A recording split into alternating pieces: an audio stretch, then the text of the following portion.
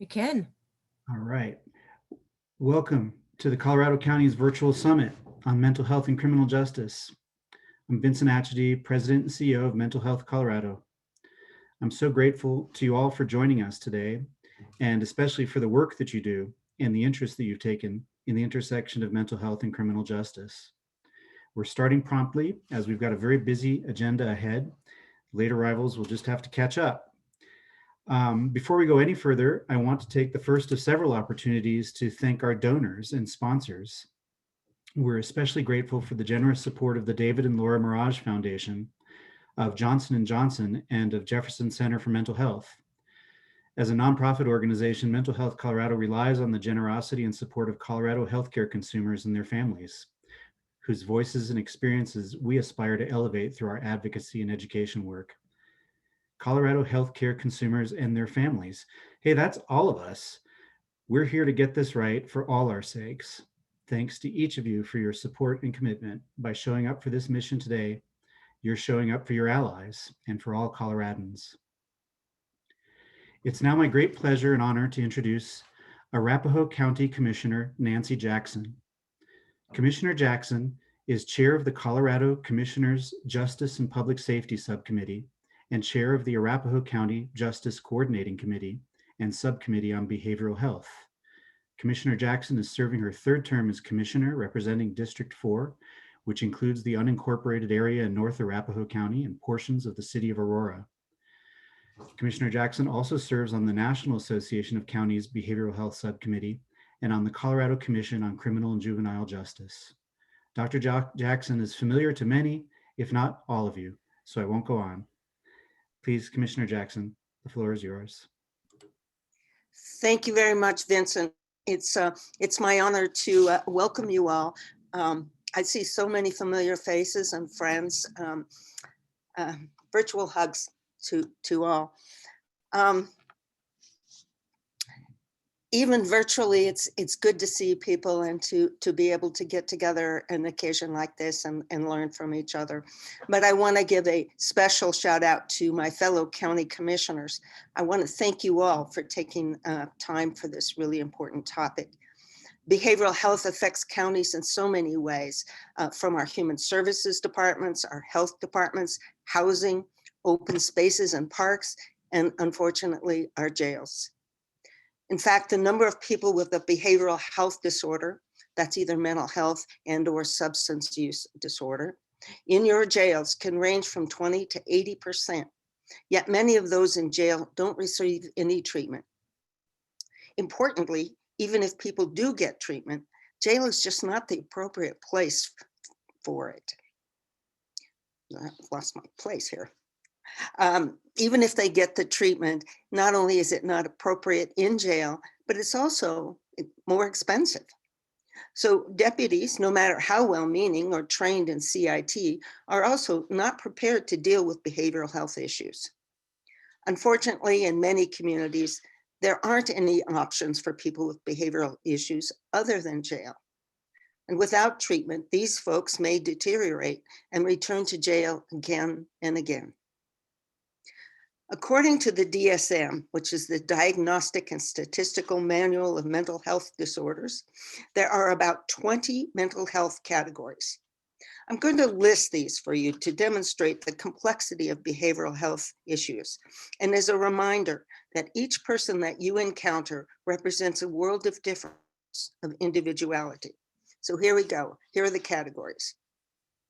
Attention deficit hyperactivity disorder, autism spectrum disorder, conduct disorder, disruptive mood dysregulation disorder, eating disorders, gender dysphoria, intellectual disabilities, internet gaming disorder, major depressive disorder, mild neurocognitive disorder, obsessive compulsive and related disorders, paraphilic disorders, personality disorder, post-traumatic stress disorder, schizophrenia, wake disorders, specific learning disorders, social communication disorder, somatic symptom disorder, substance-related and addictive disorders. Any one or combination of these formal diagnoses may describe people in our jails. You all know the statistics, but here's a couple of key figures. According to the NIH in 2019, there were an estimated 51.5 million adults aged 18 or older in the United States with a mental illness. This number represented 20.6% of our population, or 1 in 5. And yet in 2019, only about 23 million, or less than 45%, received any mental health services. And so who are these people behind the statistics and behind the nomenclature? Are they living in homeless camps along trails and culverts or in parks? Are they sleeping in cars? Or are they in your county's jails and prisons? Or are they in a bedroom in your neighbor's house, working in your office, or a family member? Most likely you know someone who's had a mental illness.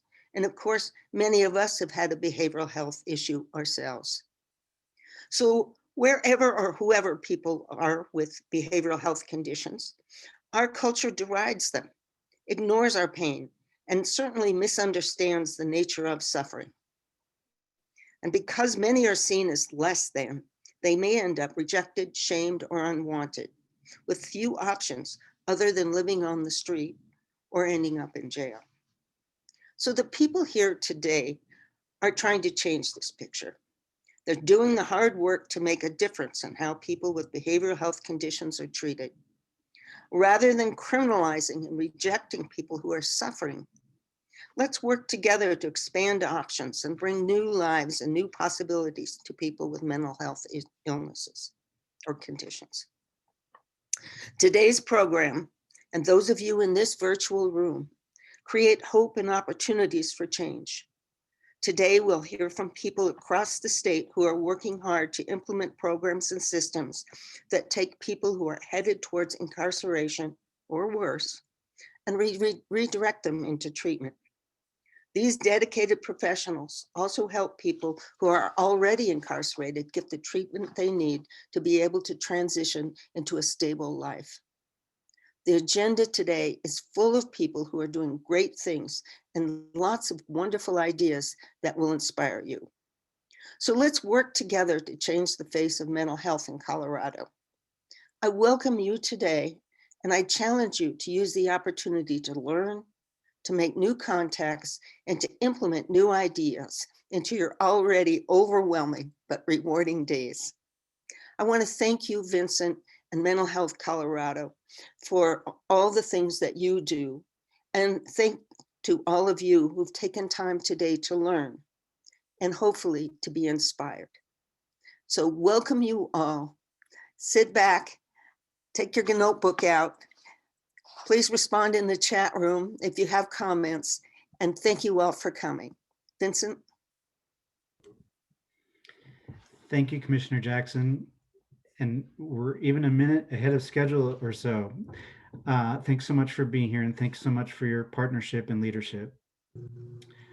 We've got a few minutes now for introductions, context and direction, and the plan for the day. Introductions are impossible. As of yesterday, we had over 300 people registered for this summit.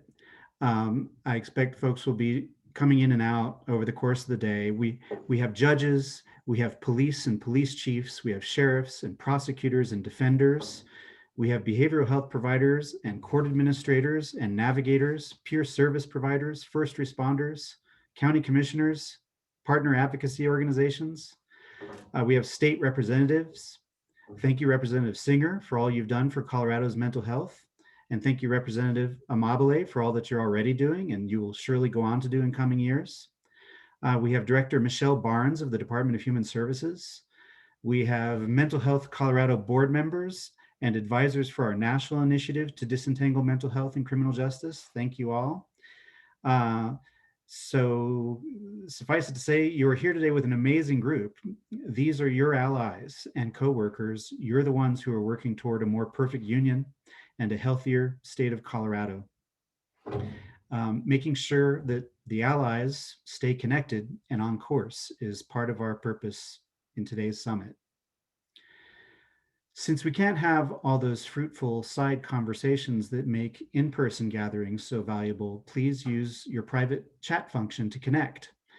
Maybe make plans before the day is through to have a follow-up conversation with a few people. If you would, rename your screens with your first and last name so that we can keep track of who's participating. And if you would, please enter your name, your title, your affiliation, and the county you represent or live in or work for in the chat as well. This is a county-focused summit. So much of the work of diversion takes place at the county level.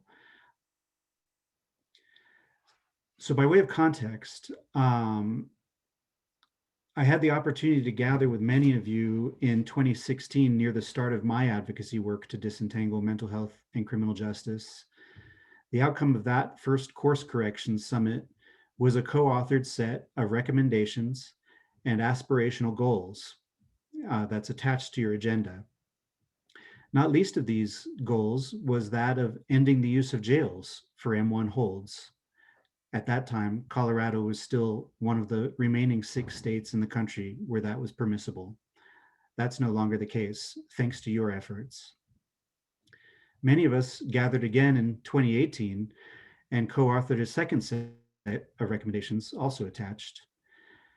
I'm feeling optimistic that the course corrections you've all been undertaking have us headed in the right direction. I think that there is little debate about whether jails and prisons should remain our largest psychiatric facilities. I think there is general agreement that that is not a desirable state, and we're on at least correctly oriented toward getting things in a different, better state altogether. Thanks to all your work over the years and all of your patience with me, I've got a bit more clarity now than I did in 2016 about some of the efforts which make the most sense and promise the surest outcomes. And that gets us to the structure for the day. What we have lined up is a series of short presentations and some room for discussion and questions. And it's a narrative that we're trying to craft here, a narrative for getting this right. And I just have to say that it's housing first and last. Access to affordable and supportive housing, housing which is inseparably conjoined with access to meaningful support and care. This is the key to getting people with serious mental health needs upstream of justice involvement. It's the key to solving homelessness, and it's the key to ensuring that one instance of justice involvement doesn't lead to a lifetime's pattern. Housing is how we're framing today's narrative, and we're grateful to Allison George and Kristen Toombs from the Division of Housing, the Department of Local Affairs, for being with us today. Then it's crisis interventions which minimize arrests and maximize health outcomes. And we have a really fantastic lineup of folks from around the state that are doing tremendous efforts in this way, including Chris Richardson from Denver's STAR program, which, as I understand it, is unique in the state. And then a series of co-responder programs, each unique in their own way. We have presenters from Boulder County and Weld County and Summit County and Douglas County and Eagle County, El Paso County, and we know that there are other co-responders not represented in the agenda but are also with us today and will participate in the discussion.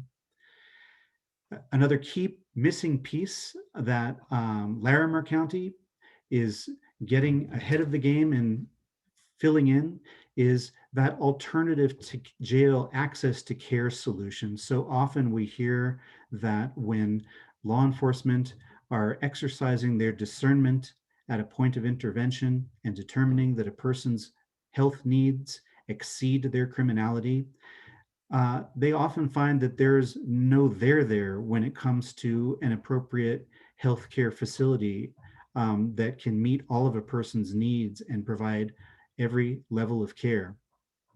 Larimer County is building a new facility which aims to provide exactly that sort of no wrong door 24/7 access so that law enforcement partners will always have a place to take someone when what they need is healthcare.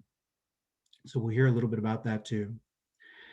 Um, we are very fortunate to have with us Judge Steve Leifman from Miami-Dade County, Florida, as our keynote speaker. I'll introduce him more fully when we get to that point of today's agenda. We're also very fortunate to have with us Dr. Robert Werthwein, the Director of the Office of Behavioral Health. Dr. Werthwein will participate in discussions throughout the day and may be able to offer some insights about how the Behavioral Health Task Force blueprints may be in alignment with some of the work that folks will be talking about today. A little bit further upstream is prosecutor-led diversion, and this is when people have been arrested, but prosecutors are able to identify that their health needs may exceed their criminality and play an essential role in diverting people toward appropriate levels of care. So we'll be grateful to hear from DA Michael Doherty from Boulder and his colleague Elena Shively, and from District Attorney Beth McCann from Denver. There are so many other key parts of the puzzle of diverting people toward healthcare and away from recurring or first-time experiences of the justice system. So we're also really pleased to have with us today Jennifer Turner for the Bridges program in the State Court Administrator's Office, Judge Jonathan Seamus, who has been working on judicial education in mental health from Lake County, Dr. Patrick Fox, another one of our Equitas National Advisors, who is here to talk about medication consistency. We've got Jagruti Shah and Amanda Myers from the Jail-Based Behavioral Health Services and the Forensic Services team. Each of these folks will have a very brief, uninterrupted span of time to present their work, but we're hoping and expecting them to be part of a lively conversation throughout the day. This is the tricky balance that we're trying to achieve, is this combination of presentation and active discussion. And I hope you'll be patient with us and our virtual platform. The brief presentations, we expect that there will be discussion and questions from the folks who have presented about their work, but everybody here is expected to participate and welcome to participate. And if you've got a question, please use the chat function. And depending on what time we have, we will either call on you and ask you to ask your question out loud and engage in that conversation, or ask your question for you. Again, we just ask for your patience. You know, one of the key things we want to keep in mind, given that this is a county-focused effort, is the tremendous diversity of counties that we have in the state of Colorado that enrich us. We've got heavily populated counties and sparsely populated counties, and the needs and resources are unique to each of them. We are acutely aware of that and want to hope that there is something to be learned from today's program, regardless of which county you represent. So what we're hoping to come away with at the end of the day is a clearer sense, a shared sense of what's working, how things may be working differently from place to place, what we can learn from each other about that. What are the persisting barriers to the work that these folks are trying to do? And what policy priorities in order to address those barriers might emerge from our conversations? That's our objective. I just want to take another moment to thank Mental Health Colorado staff for all the support in getting this together and keeping our technology and programming running. Flora Welsh and Aubrey Hughes and Adam Goss especially. Have especially also want to acknowledge our State Policy Director, Lauren Snyder, and our Director of Advocacy, Mo Keller. our own policy agenda, we do our best to formulate on the basis of what we learn from partners, always keeping in mind that what we aim to represent are the health needs of Coloradans and their families. So that is it for my goal setting plan for the day. It's now my pleasure to introduce Kristen Toombs from the Division of Housing in the Colorado Department of Local Affairs. Kristen, are you with us? I am. Can you hear me? Great. Yeah. Thank you, Vincent. And thank you, everyone, for including housing as a topic and focus today. Excuse me, and including the state's Division of Housing to help with that discussion and be able to participate here today. Very excited for the conversations and presentations that will happen in our time together. My hope is to just in these brief few moments share with you a bit about what we see at the Division of Housing, how we are looking at where housing intersects with people who have mental health needs and are involved in the justice system. So again, I'm Kristen Toombs. I'm the director of the Office of Homeless Initiatives within the state of Colorado. That office sits within the Department of Local Affairs Division of Housing. And just a quick background for me, I started this work 20 years ago as an outreach worker on the streets to help connect people experiencing homelessness to housing. And one of the key aspects to that was partnering with a specialty court to help provide housing for people instead of incarceration. So this has been near and dear to my personal heart in my career, and I'm excited to be able to continue that work at the state level here in Colorado in this role that I've been in for nearly 6 years now. Within the Division of Housing, our aim is that every Coloradan has a safe place to call home. And we know that housing and supports are foundational for the safety, health, and well-being of Coloradans. Housing is one of the best researched social determinants of health. It's consistently found to improve health outcomes and decrease healthcare costs. We may not be able to prevent everyone from experiencing a housing crisis, but we can build a system to ensure that homelessness is rare and quickly resolved when it does occur. We know that housing is more cost-effective than allowing someone to live in homelessness. We also know it's more effective in improving outcomes for individuals. And so it is better for the community, it's better for our public systems, and it's better for the individuals. Just to give you some examples, when Corporation for Supportive Housing, now known as CSH, looked across several different housing programs throughout the country, including in Colorado, and found that when we adequately provide safe housing with adequate supports for people who have been experiencing homelessness and have behavioral health needs, that we see emergency room visits decrease between 24 and 34%. We see hospital days decrease between 27 and 29%. Psych admissions decrease 82 to 87%. Medicaid costs decrease 41 to 67%. Justice involvement decreases 42 to 45%. Housing stability, people stay housed 79 to 93%. Here in Colorado, through our programs, we see that the housing stability rate is around 85%. So we know that housing, by connecting housing and supports together, people stay housed, they improve their well-being and their stability, and that it is a reduction on our public systems so that we can reinvest those resources to other needs in the community. So we know housing is crucial for everyone, especially people with behavioral health needs that we're talking about here today. I know many of you know that there's a high correlation among people who have behavioral health needs and experiencing homelessness and involvement in the justice system. So in Colorado, we see that before the pandemic, we had nearly 10,000 people, over 1,600 people experiencing literal homelessness. And we see that number increasing as the pandemic continues.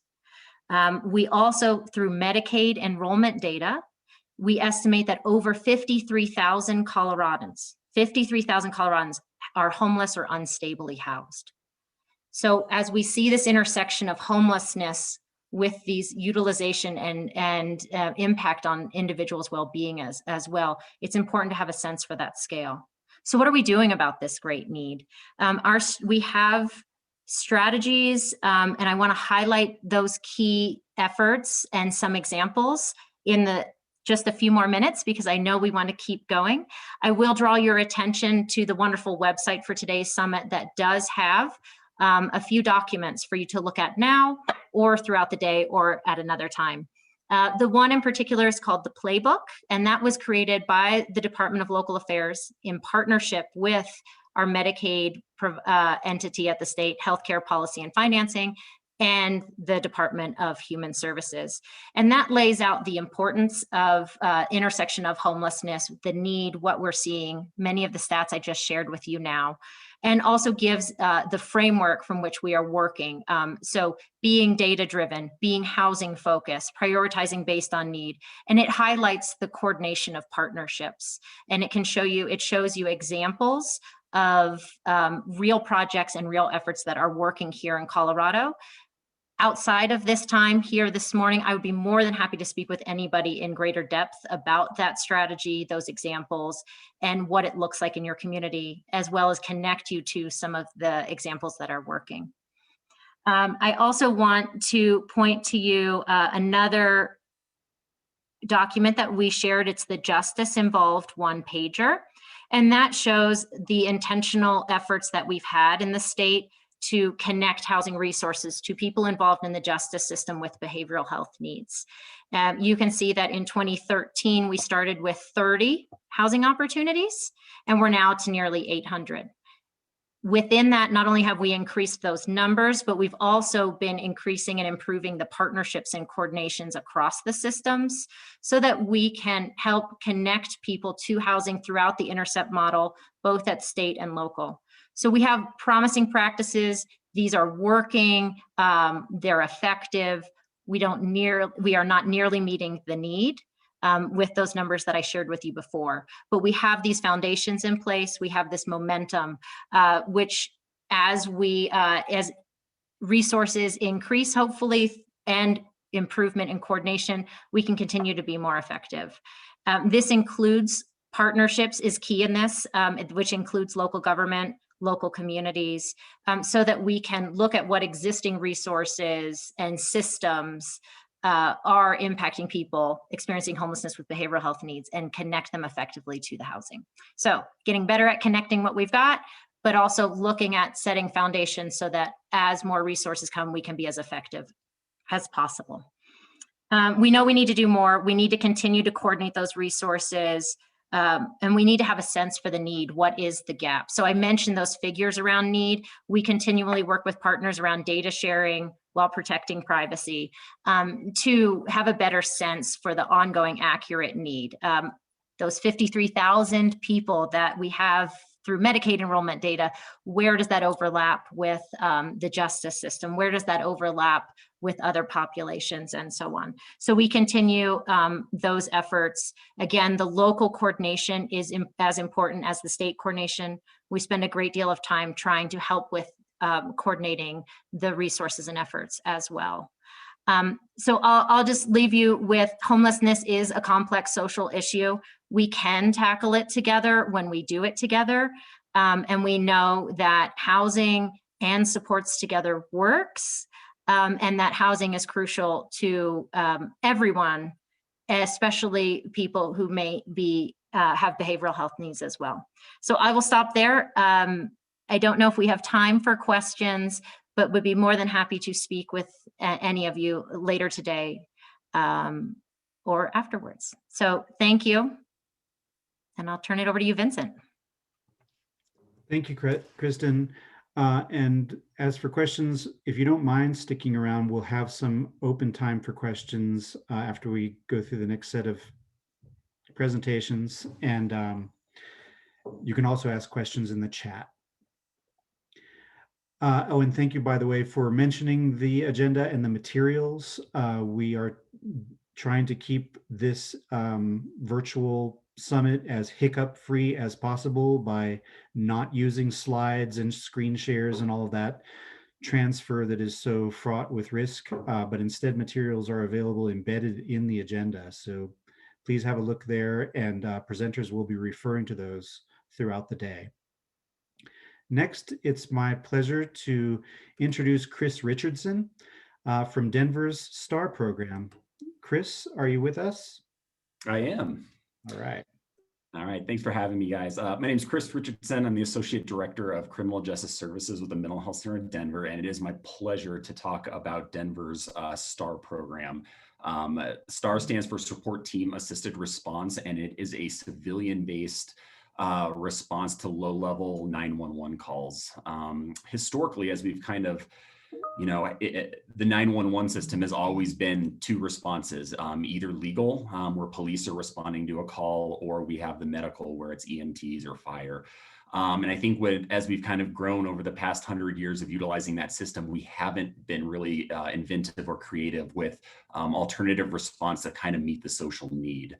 So as we've we're discussing over the past 5 years, the creation of co-responder programs, we started thinking, well, how do we kind of take these social issues that are continually come up across 911s that don't have that criminal justice nexus, and instead provide support and system navigation to those individuals in a more trauma-informed, recovery-based way. So this led a contingent of Denver community organizations going up to Eugene, Oregon. I said that correct. Eugene, Oregon, out of all places, has been doing a civilian-based response for about 20 years. So Servicio de la Raza, Dasher, Denver Justice Project, Mental Health Center Denver, Denver Police, 911, and Caring for Denver all went up there and kind of got an immersive experience into what they do and how they do it. And we took that information and brought it down to Denver. And kind of came up with what the Denver model would look like to best assist community members.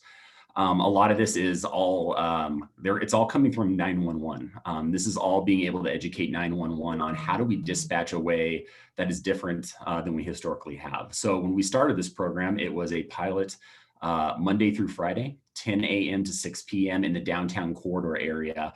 And it is a licensed clinical social worker riding in a souped up van with a Denver Health paramedic and responding to these more social issues. And we started this program June 1st, 2020. The second that we keyed up on the radio that we were available for service, we had an influx of calls immediately and hit the ground running.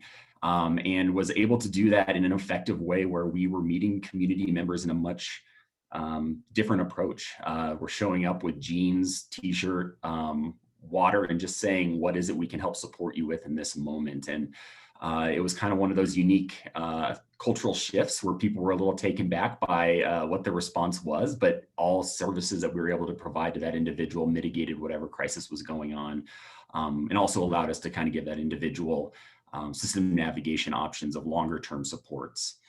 I think what's unique about this program is that there is a lot of community-based buy-in of how do we make something like this a more robust system, and how do we get this information out across to other jurisdictions that maybe only have the two legs to be able to have a response. And I think the reason it has worked historically so well for us, at least in the interim, is really based on the work that I think Denver has done a really good job with their co-responder program, but the state as well is just being able to have co-responder programs that really have put in the legwork to show that behavioral health lenses in most of these situations is valuable, it's important, and it provides a different way in which we can help individuals in crisis get that long-term, get that immediate support, but also the long-term navigation that hopefully will reduce the likelihood of 911 being the immediate response. So I think STAR has definitely stood on the shoulders of co-responder programs and been able to utilize that relationship and partnerships to kind of move forward. When we talk about data, it's one of those things we hypothesized that we would be able to respond to these low-level calls without having to ask for police response. And in the 6-month pilot that we did, we were on 748 calls, which is roughly 6 calls a day. And of those 748, we did not have to call for backup for police on any of them. We were able to self-resolve all the calls on the scene. And even on those, we only had 18 where we actually had to talk with individuals about, longer term safety planning through hospitalization, but we're able to do that with kindness, a trauma-informed approach, and education to that individual of why we're asked, why would we will be sending them to the hospital, and giving them kind of that every step of the way of we're going to be with you and introduce you to who's at the hospital. So it was kind of one of those where it really was just meeting that person where they're at and making sure that they are feeling comfortable with, all the stuff that's happening. The van, you guys may have known that, 2020 was a little weird with COVID. We still, we leaned into that and we recognized that our community was hurting and that we needed to help support them. So we were able to do a lot of transports to community-based services in the ever-changing landscape that is, it was treatment related to COVID. So we were able to transport to individuals that were seeking shelter options, individuals where they just needed to get somewhere during the day that was safe, individuals that needed to access mental health services, substance use-based services, and really trying to get those individuals through one of the barriers that sometimes we don't put much stock in, which is transportation. Most of the calls that we have been on, the highest number are trespasses or unwanted persons. A decent amount of welfare checks, an individual expressing suicidal ideation that call 911 just because they don't know where else to reach out to. We formulate a lot of partnerships related to walk-in crisis centers and how do we connect those individuals to existing treatment providers to be able to provide that ongoing support. I think one of the happy coincidences that kind of came up is that we, on about 32% of those calls, were actually being requested by the Denver Police Department when they recognized that they were on a call that didn't have a legal nexus and that we could provide support. They'd radio us up and we would actually respond to them and kind of do that tap them out and tap us in kind of thing. And I think that actually allows us to kind of transform what the badge looks like a little bit, that they are calling in support that is more appropriate for that person's needs, and that they're recognizing it and saying to that individual, I'm putting you in good hands here and we're going to step out of this situation. So it really is kind of like a culture shift as well. And I think the biggest thing that is the most important is the community impact that has been part of this program. Everyone that's been involved in the planning, the getting the message out, and being able to be really supportive of how we create this citywide. And I think the last thing I can put in is that I think our goal would be a 24/7 model. That is probably way down the road. Right now, we're focusing on how do we get this to every corner of Denver. We need more than one van. But I think that's going to be our 2021 goal, is being able to expand this to every citizen in Denver and that resource available to them, and then build that out, hopefully to a 24/7 kind of model.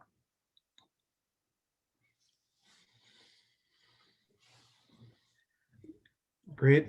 Thank you so much, Chris.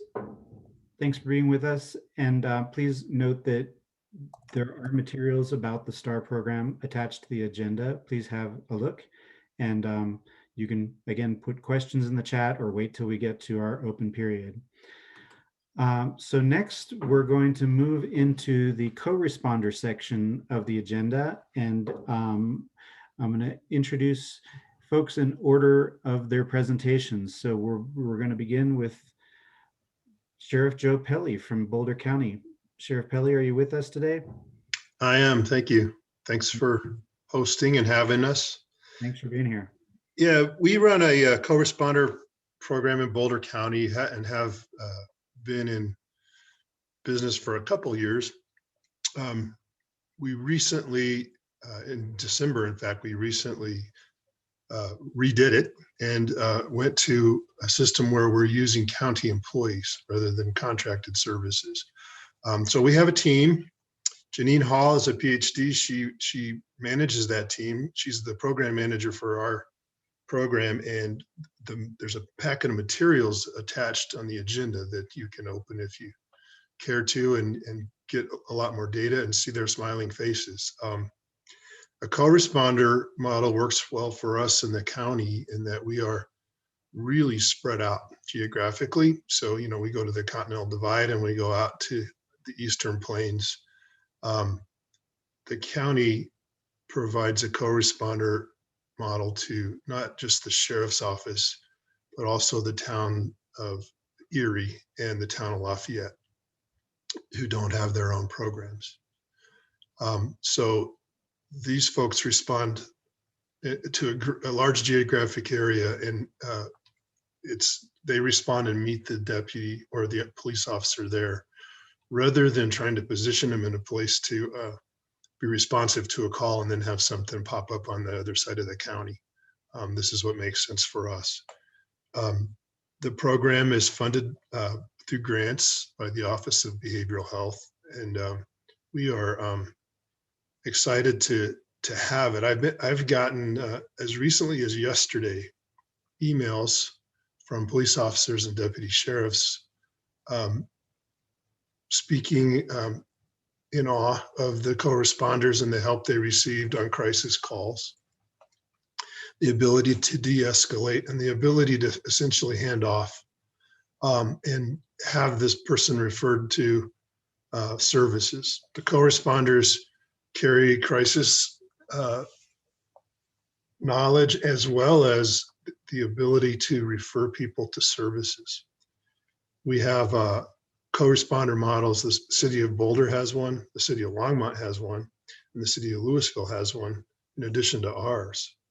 So one of the interesting things we've done lately in the county is we started a hub program.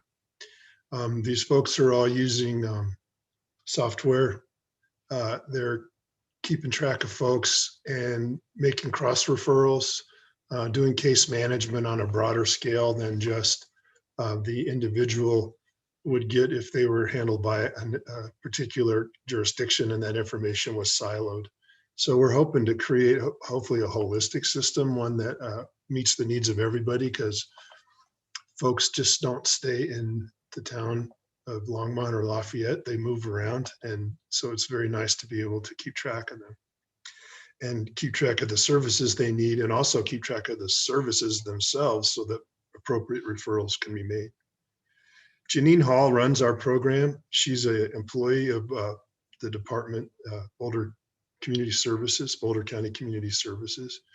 Her contact information is on the agenda materials that we included for you all to look at.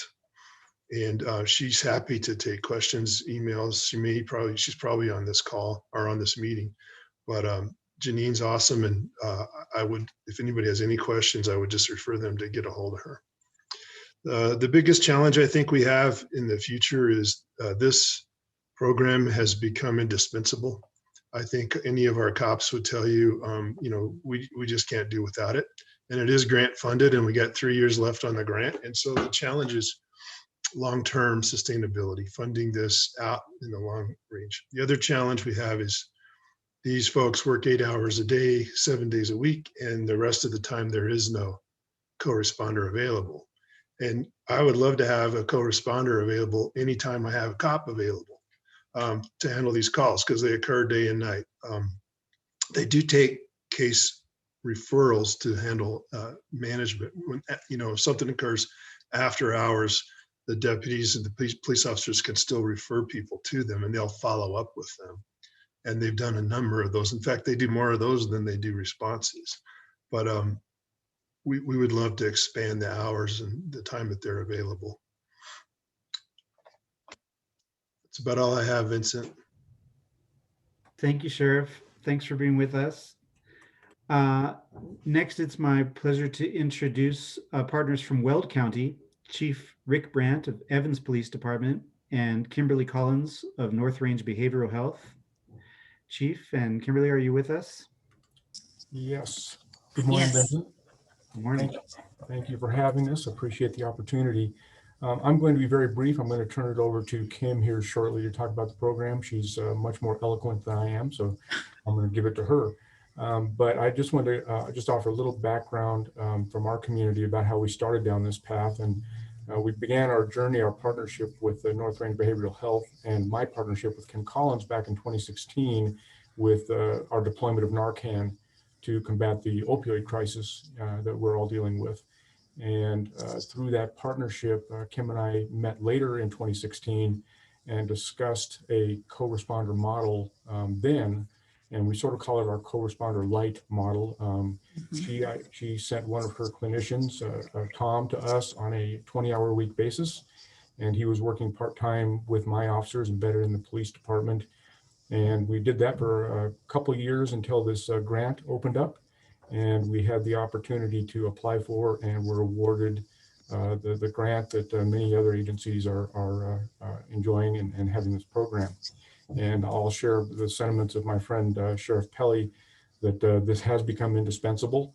The program has grown significantly from having one part-time co-responder to a rather robust system that we now share with Greeley PD. So with that, I'm going to be quiet and let my friend Kim tell you more about it. Thank you, Chief Brandt, and thank you everybody for coming together for the conversation today, and to Vincent and your whole crew for putting this all together. I wanted to start just for a little bit. I wasn't sure who all was going to be participating or who all would be out here. I'm thrilled to see so many other co-responder perspectives, because I think that it really is very critical in what is needed in all of our communities across the state. But just for those of you who may not be as familiar with some of the co-responder work, I wanted to just preface this by saying a lot of times the term co-responder is used about a couple of different things, a lot of different things actually. It could be an officer that has special training. It could be a community paramedic. It could be a behavioral health provider, a peer, a care manager. It can morph and look differently depending on what a community needs. So I wanted to speak about what is happening here in Weld County. For us, we're very proud of the work that we're doing, as all co-responder programs are. We have two different models of co-response work that's happening. Our first one is what we call our Greeley Evans mobile team, and that is the grant that Chief was so gracious to apply for and partner with us around. It is a team of 5 master's level, at least a couple of them are licensed individuals, behavioral health providers, and they are actually embedded with both Evans Police Department and the Greeley Police Department. So we have them strategically scheduled during the evening and weekend times so that we're trying to hit the peak of the call volume for the officers, because we know that the more calls mean the more opportunities for support and help. The other team that we have is called our Squad 1 team. We endearingly call it Squad 1. It's through a community action collaborative that many partners around the community came together for. And it is a partnership where we have a licensed provider, behavioral health provider, and she's partnered with a community paramedic with our local fire department, as well as a care manager. And so both of these teams have pretty specific goals and intentions, but the work is very overlapping and very similar and complements each other. The majority of the focus is to respond to 911 calls, and we try to de-escalate, provide resources, provide an intervention on site if needed, and really just wrap that person up with whatever care and support they may need in the moment, much like what Chris had shared. What we find is sometimes individuals may have a trauma reaction when they're around a law enforcement person. Nothing against our law enforcement partners, that just happens to be something that happens sometimes. So we try to approach things in a little bit of a different way to prevent an escalation. And the heart and soul of this is that we actually prevent charges, or we prevent future criminal activity for someone who is experiencing a mental health concern, which is just a little bit of a different lens. We're trying to really alleviate that burden on our justice system in general. We have had a lot of success. We do have some follow-up that we do. So whether a co-responder is on and they have an encounter with that individual, and then they want to follow up with them later to say, hey, how was that? Did you get connected? Is there anything additional I can do for you? We also do receive referrals from officers for times when we don't have a co-responder on. There are a lot of hours in the day where they could use our help, and we still are limited in our reach. And so they send us those referrals, and we follow up and do some warm outreach with those individuals. What's nice about our particular model is that both of these teams are connected with our broader mental health system. So we have a withdrawal management unit, we have an acute treatment unit, we have a crisis walk-in, we have a lot of different things that we can get these individuals connected to.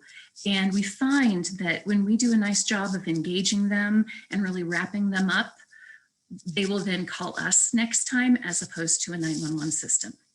So we have been very, very blessed. I think that the officers have really experienced a lot of positives. They feel like responding to a behavioral health call is actually more impactful now, and they feel as if something is actually happening.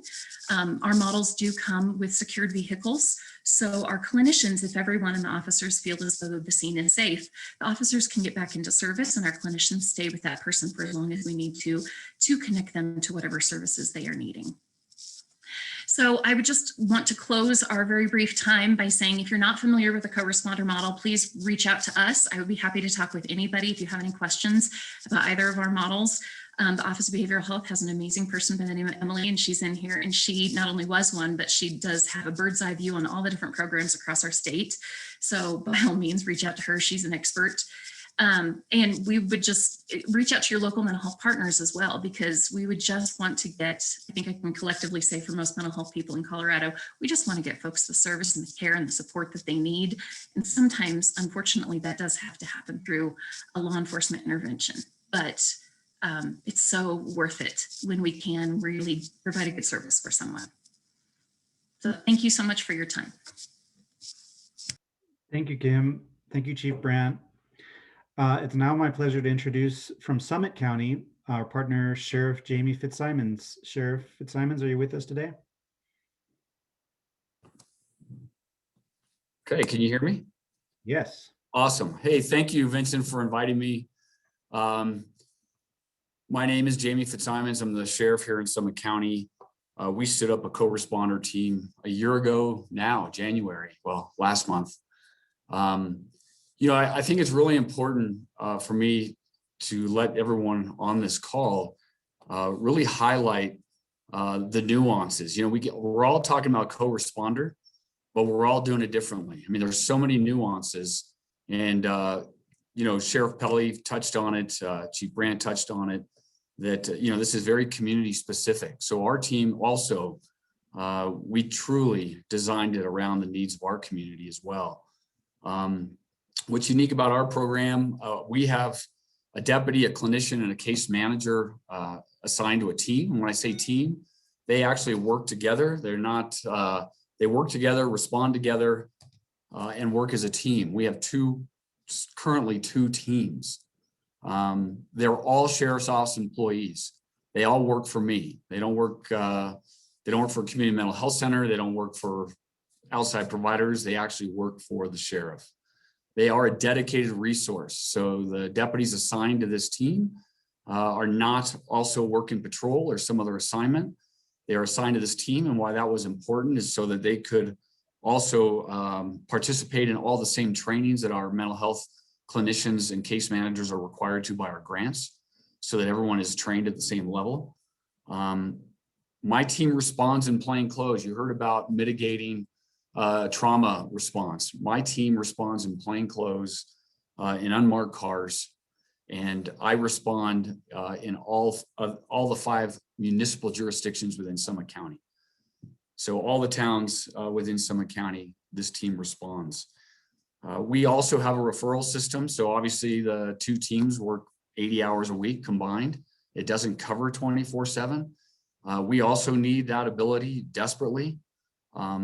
Because I fear that eventually we're going to break our co-responder teams because of the amount of work they have taken on. You know, I truly believe that our team would not work without the tremendous community support we have here in Summit County. You know, I would say in the moment, the deputy and the clinician that are responding to these calls have the heavy lift for stabilizing this person in place, or the goal of stabilizing someone in place. And then on the back end, the case manager, that third part of the team, comes in with these wraparound services and tries to help these people, the clients, sustain stability in the community.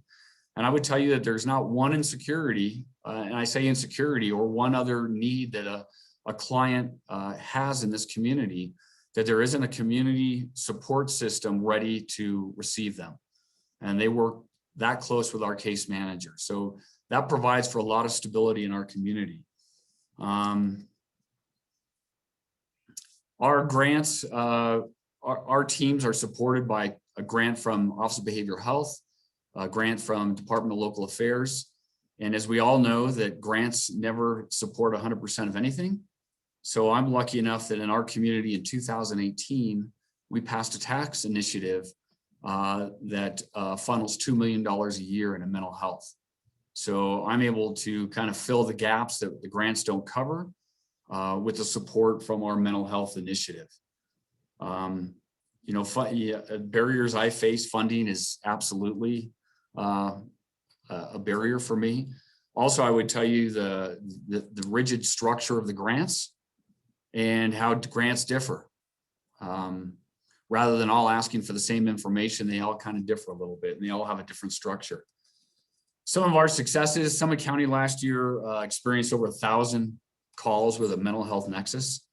Our SMART team, our co-responder teams, either directly or indirectly touched all of those calls, directly either in a response or when they were off, they've received in a referral form. We also have a very robust referral system from our law enforcement agencies, all the public safety agencies, as well as community partners can submit referrals to our team.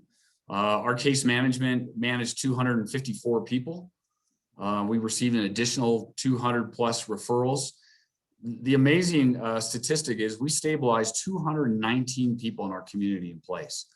So when we say stabilize them in place, this is 219 people that didn't incur an ER bill, that didn't lose their house, that didn't lose their job, they didn't lose their car, they didn't lose their pet. We were able to stabilize them here in the community, get them the resources they need to keep them a contributing member of our community. We did 152 mental health assessments on scene. We only, and I say only because it's a pretty small number when you think of the amount of calls we had, we only placed 20 people on a mental health hold. Now you compare that to the 219 people we stabilized, it's a pretty staggering figure. And one of the things I'm most proud of is our teams had 0 arrests. We've deferred any criminal activity we've come across on these crisis calls. We were able to defer with the help of our district attorney's office and also our courts. So we also have buy-in from the chief judge as well as the DA. So it's pretty awesome to see how this whole team comes together. The only other statistic I want to share with the group is that just our 2 teams being deployed out there were able to free up 623 hours of other first responders' time on calls. So it's a tremendous amount of time that we are able to put, whether it be fire, law, or EMS, back in the field handling the type of calls they should, so that our SMART team, our co-responder, was able to stay with these clients that were in need. So very proud of our program here in Summit County. Thanks, Vincent, for asking me to share. Thanks, Sheriff. Thanks for being with us. Next, it's my pleasure to introduce our partners from Douglas County, Sheriff Tony Spurlock and Barbara Drake. Are you with us? I am here with you. We are here. Thank you. Thanks, Vincent, for this, and it's an honor to be a part of this, and I appreciate what we're hearing thus far. And I wanted to just touch a little bit about what we're doing here in Douglas County through Douglas County Mental Health Initiative. We too have a unique community, and like Summit and Boulder and Weld County, we focus on what is good for the citizens of Douglas County. And one of the things that we did, we started our community response team back in 2017, and we started to work with the Castle Rock Police Department in conjunction with Jack Colley, the chief there, and working with the county. And I really have to say right now, I should have said it 4 seconds ago or more, we wouldn't be here today if we didn't have the people like Barbara Drake making a big difference for us with the county at the county level and through the Mental Health Coalition. So we've done some really amazing things. One of the things that we do here is we have 4 teams and they're a co-responder team. We have a deputy and a clinician. And what we did is partnered with the city of Castle Rock and took one of their police officers. I swore him in as a deputy sheriff. And so with the 4 teams that we have, when he's on duty, he responds to Douglas County, wherever we need him in Douglas County, also to include the city of Castle Rock. When he happens to be off, and one of the other 3 teams that are on in Douglas County, we would respond to the city of Castle Rock at any calls that they have. And we obviously work together with the other 2 municipalities, but the unique part is that we have the city of Castle Rock really playing a major role in this and helping us with the partnership.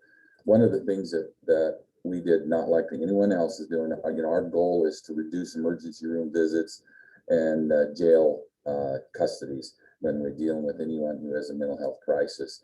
And we're really focusing on making sure that we can connect those individuals to the appropriate location so they can receive treatment. And the jail is not the place to do that. I agree with the commissioner early on. The jail is the last place that we need to be having anyone with a mental health crisis. You're not going to get care and treatment there. And really, in my opinion, it's going to make it worse. One of the things that we did, which is unique here, is that we started a youth CRT team. And so there's a deputy and a clinician that only focuses on our young folks here in Douglas County.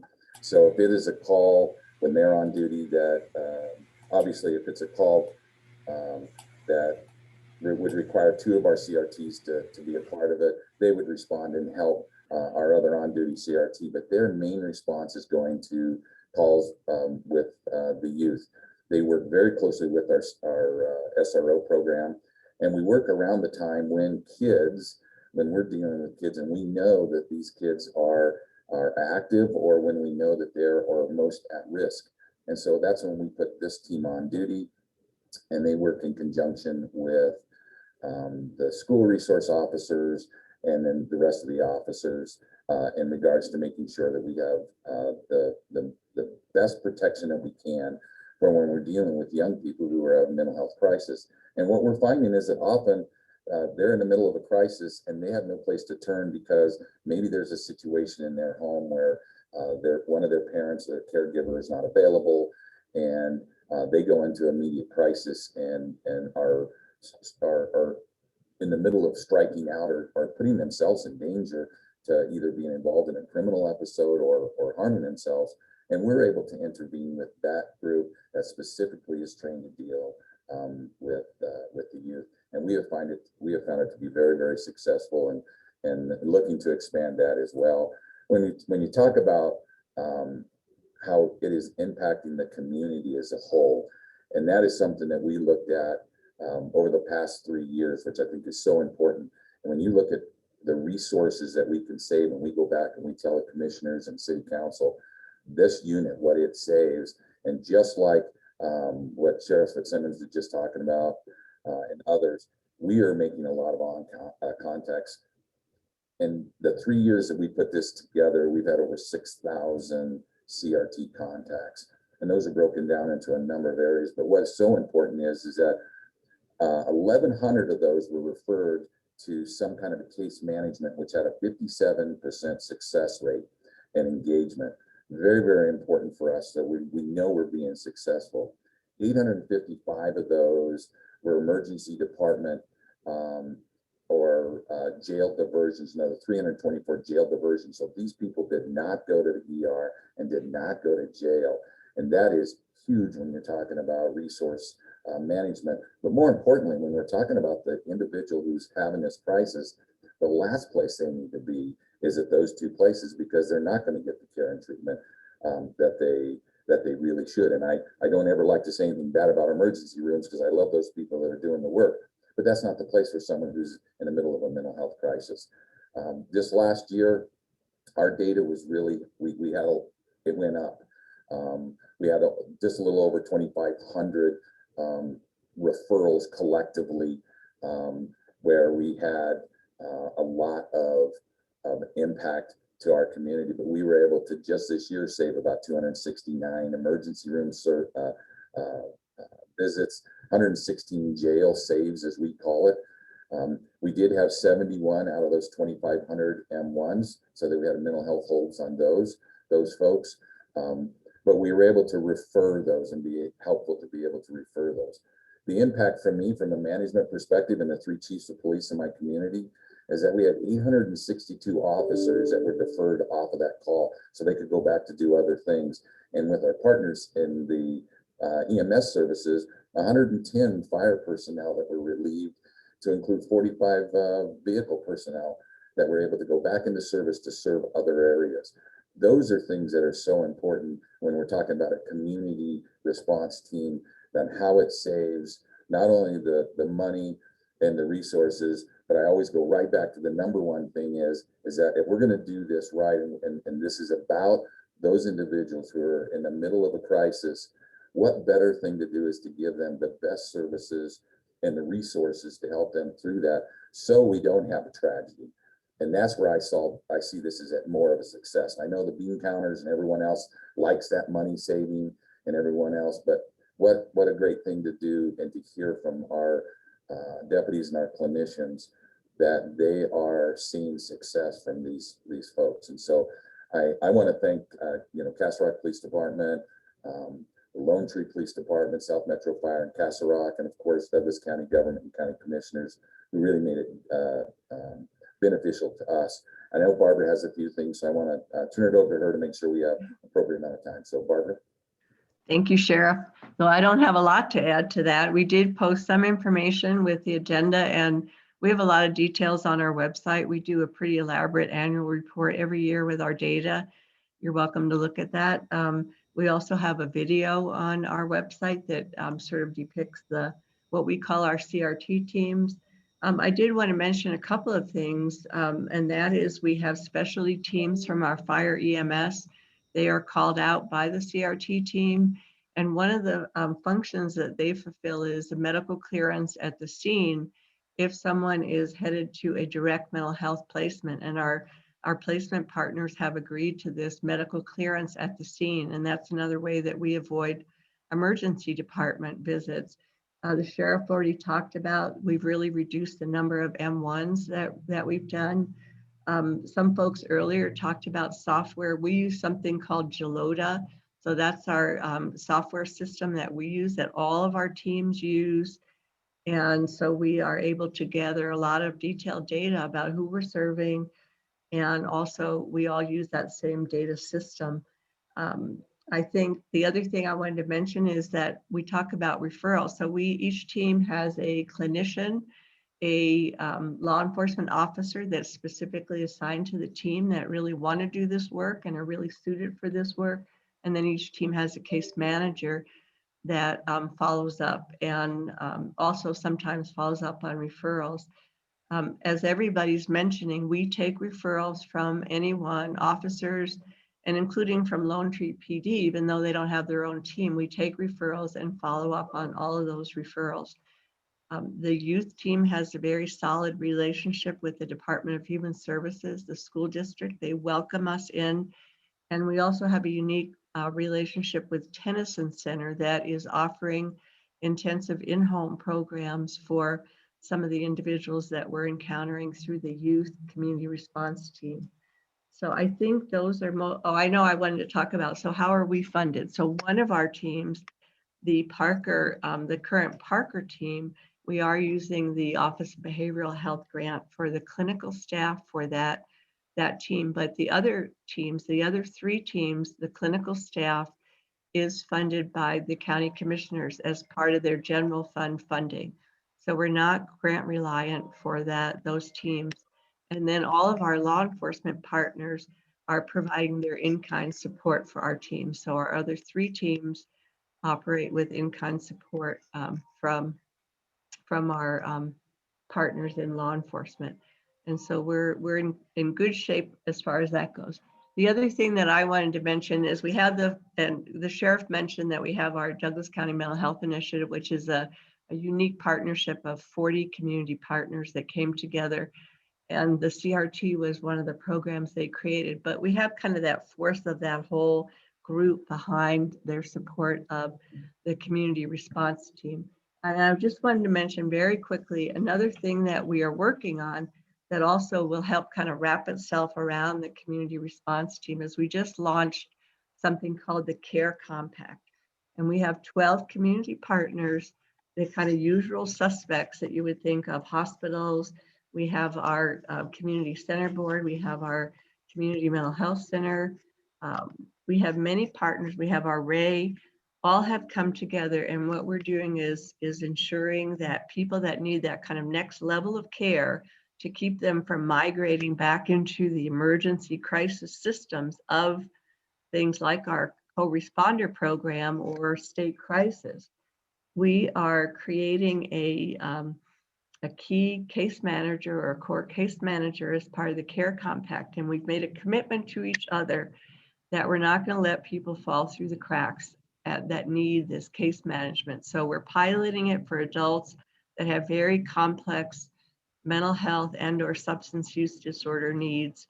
We started our pilot at the end of this year, and our community response team case managers are a part of that whole process. So we are looking at sort of creating that next circle around people that really need additional support to remain engaged in treatment and to manage transitions from, for example, a release from a residential stay in a hospital or other setting to outpatient treatment. And so the county has actually hired a person as a county employee who serves as a navigator for that program. But we're excited about adding that additional level of support and a resource for our co-responder teams. So I will stop there and thank you all for allowing us to present today. Thank you both so much for joining us. Next, it's my pleasure to introduce partners from Eagle County. We have Chief Dwight Henninger from the Vail Police Department and Chris Lindley from Vail Health. Are you with us? Thank you, Vincent. We are. Thanks for the opportunity. Good morning to everyone. Like many rural communities, our mental health provider of last resort was really that young police officer out at 2 or 3 o'clock in the morning. And our first step in addressing that issue was joining in with the International Association of Chiefs of Police One Mind campaign, where we developed policy and a relationship with a mental health provider, and then provided training in CIT and mental health first aid to our officers and deputies and dispatchers. And then we formed a great partnership with Vail Health. And I'm going to turn it over to Chris Lindley, who's our Vail Health representative on our co-responder program. So Chris, with that. Thanks, Chief. The great thing about going last in a forum like this is all the good ideas have already been shared, and the challenge is to try to talk about something new. And so in follow-up to what we heard from Sheriff Fitzsimmons and others throughout the state of Colorado, we've piecemealed our co-response model together, looking at what we think are best practices throughout the state, but also focusing on what locally will work for our community. And it sounds like that's the same process across the state. I think the challenge that we all have, and it's been brought up a few times, but we should talk collectively of how to address it, is how do we ensure long-term funding for all these programs? Like Summit, we do have a tax in Eagle County that provides some funding for this. And we also, like others, tap into the Office of Behavioral Health Crisis Response Funds. But let's face it, it's not enough for the growing challenges we all have. And we should collectively work together to push on the state, especially as we're in this behavioral health transformation effort, to say what is the minimum level of funding that is going to go out per capita to every county to fund this long term.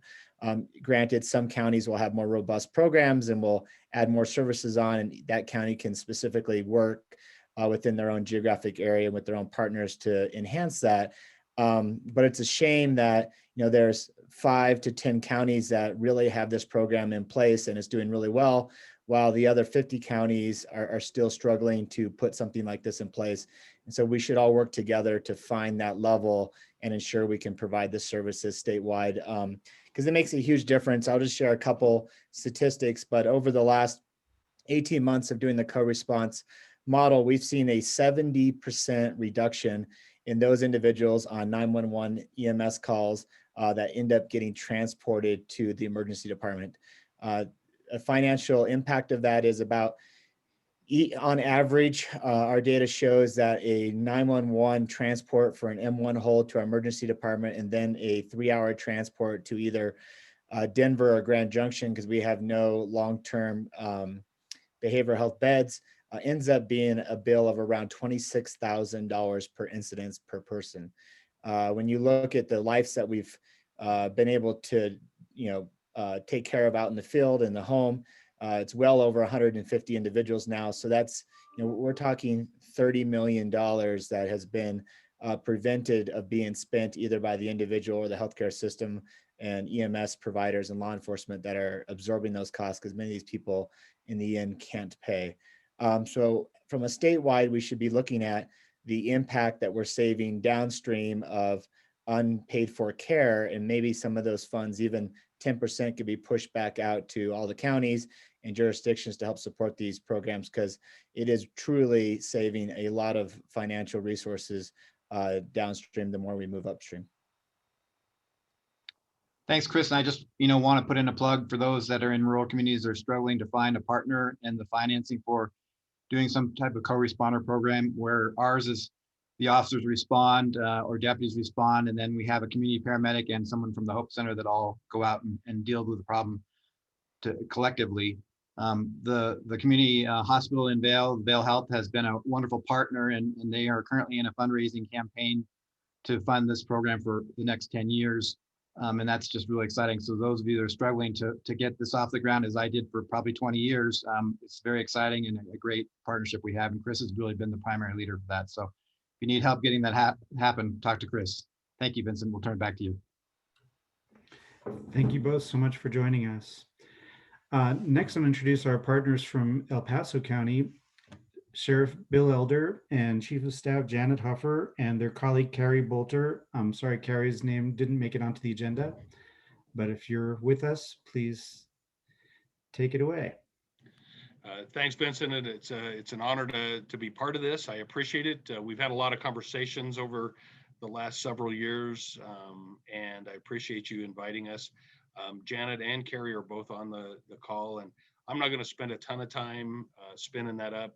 I do want to just, I want to give them ample time to cover it and not keep everybody tied up. So Janet, if you'll take it from there. Hi, good morning, everybody, and thank you, Vincent, for inviting us to be a part of this. You know how passionate we are about it in El Paso County and what our goals in the future are, but we wanted to share just a few stats with you, and then I really want to have Carrie Bolter, who runs our Beacon co-responder program, to be able to share some of the information with you. But as you know, El Paso County is a fairly large county within the state, spread out over 2,100 square miles. But we received 4,282 mental health calls in 2020 and 986 911 calls for service. We, similar to the other counties, were able to divert 99% of the calls away from jail. So 99% of those calls were dealt with right there, and there was no effect of those individuals going into our jail. We had 55% of them that were treated in place. Only 12% of them were actually put on a mental health hold. And we released 577 cover cars back to service. So we, you can equate that into some man hours of how many hours these types of calls actually take. And we released our deputies back to be able to do the other work that they need to be doing. And so we also do follow-ups with those people that we come in contact with. I want to allow Carrie to talk about some of those follow-ups, but it has a real impact on these individuals that are experiencing a mental health crisis. And it has a very long-lasting effect. Just sometimes a simple taking time to sit and listen to someone, you know, in these cases, build a friendship. And again, I want Carrie to talk about that. But thank you again, Vincent, and I want to tee it up for Carrie Bolter. Hello, thank you, Janet and Sheriff Elder. I'm going to just talk a little bit about our program. It's very similar into the programs that we've heard of before. There's a couple unique things about our program. So our program has 2 co-responder units and 1 case manager. Our co-responder unit is made up of a CIT trained deputy from the Sheriff's Office, and then a contracted clinician from UC Health Memorial Hospital System. Our clinicians are licensed, and then we're funded through an OBH grant and from our Sheriff's Office. So our Sheriff's Office gives us 2 deputies and a sergeant dedicated to this unit. And so, as Janet said, we do cover over 2,100 square miles with just these 2 units. And we also try to help our smaller jurisdictions. And so when we have Manitou or Monument, Fountain, and they need our assistance, they will call for the Beacon units to come and try to respond to their calls, because our dispatch actually dispatches 911 for all of those smaller jurisdictions.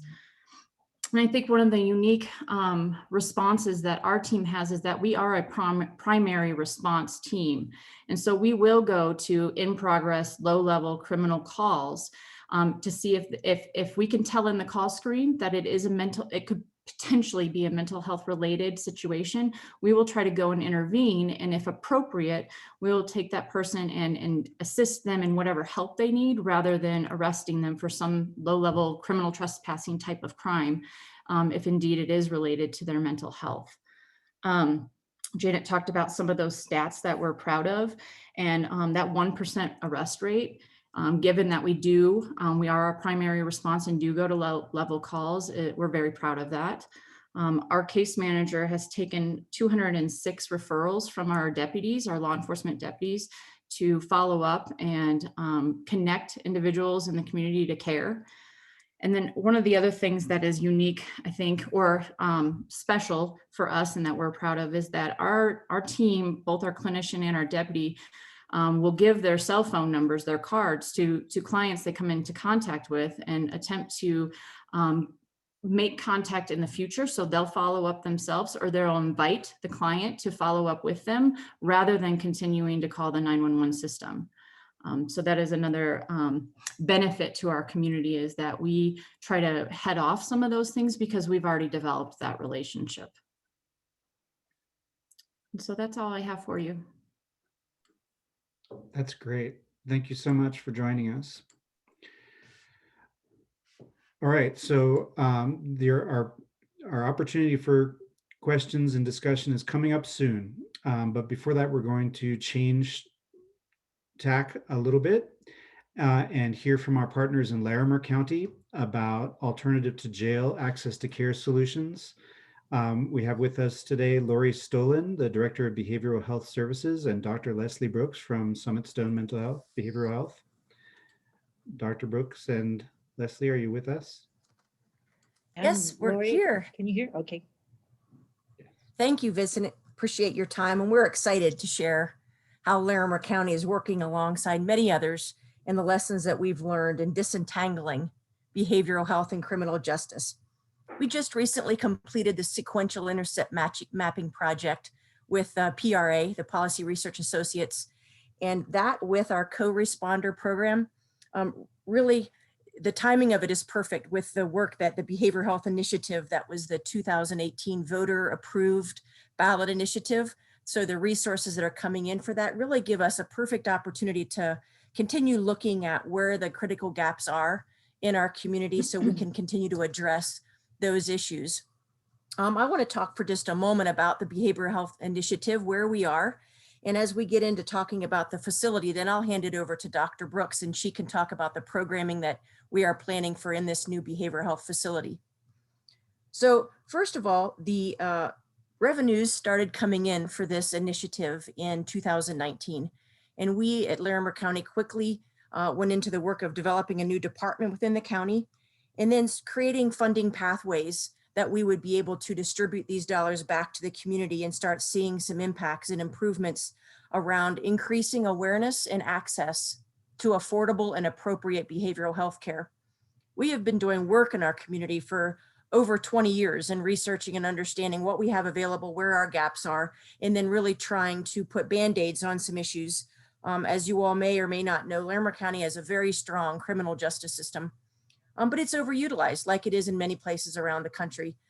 We are hoping to be able to reduce the number of people that we engage in our criminal justice system by providing them with the right levels of care.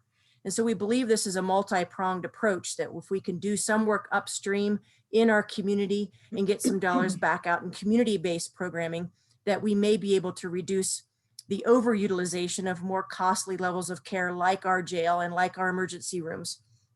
And so with the revenues that are coming in with the ballot initiative, we've created 3 different funding pathways. And the first one is a grant program that we call our Impact Fund. In 2019, we distributed $1 million to 29 different agencies in our community. And last year in 2020, we distributed $2.5 million to about 34 different agencies to continue that work at the community level. We're also planning to distribute $2.5 million again this year. One of the most exciting pieces of that grant program are the diverse advisory groups that we engage to help inform where we can get the biggest impacts and return on investment with these dollars. So we have what we call our Behavioral Health Policy Council, and then 2 advisory groups. One is a technical advisory committee, and one is a consumer advisory committee. The Behavioral Health Policy Council is unique in that it has 9 elected officials on there. We wanted to be very intentional about having representation from all around Larimer County, which is a large county, covers over 2,500 square miles from Rocky Mountain National Park over to the eastern portions of the county that touches Weld County. So we have elected officials from each of the 8 municipalities that are on this policy council to help us make informed decisions on our funding priorities. They make their decisions based off of recommendations and information from the experts from our provider populations as well as our consumer populations. The next funding pathway we have is the actual facility itself. We've been in the works on designing what would be needed to fill the most critical gaps in behavioral health care for many years. And we are now starting to see that come to life. We've celebrated our groundbreaking, and we are able to now say that we will open up this facility next year. So it's going to be a 66,000 square foot facility with 6 different levels of service. And again, I'll hand it over to Leslie to speak more to that in just a moment. The last thing I wanted to mention was our third funding pathway, which we think is rather unique in this landscape of work and behavioral health as well. It's called our Bridge Fund. And the intentions of our Bridge Fund is to really remove the barriers that people face, that all the statistics and all the research that we follow says that people have in maintaining their stability and their recovery. So after they get crisis care, the goal is to make sure that they can cover their copays, their deductibles, they've got transportation, they've got housing, they've got the care and the levels of service that they need to maintain that stability. So our goal in Larimer County is to really provide a continuum of care that has no wrong door, and we are able to say yes to more people because we have this true continuum. We've gotten here only because of the strong political will and community will that supports this effort. We have tremendous partnership with our criminal justice partners, and Emily Humphreys as the criminal justice director for Larimer County. And there's just a great team that we have that we've continued to engage as we were designing this facility to ensure that it was going to be usable. We've learned from Judge Leifman, we've learned from Bexar County, we've learned from so many others around the country on what to do and what not to do. Sometimes it's better to learn from somebody else's mistakes than to learn from your own. So we have been keeping in contact with our co-responders, with our law enforcement partners, in making sure that this facility is designed to meet their needs.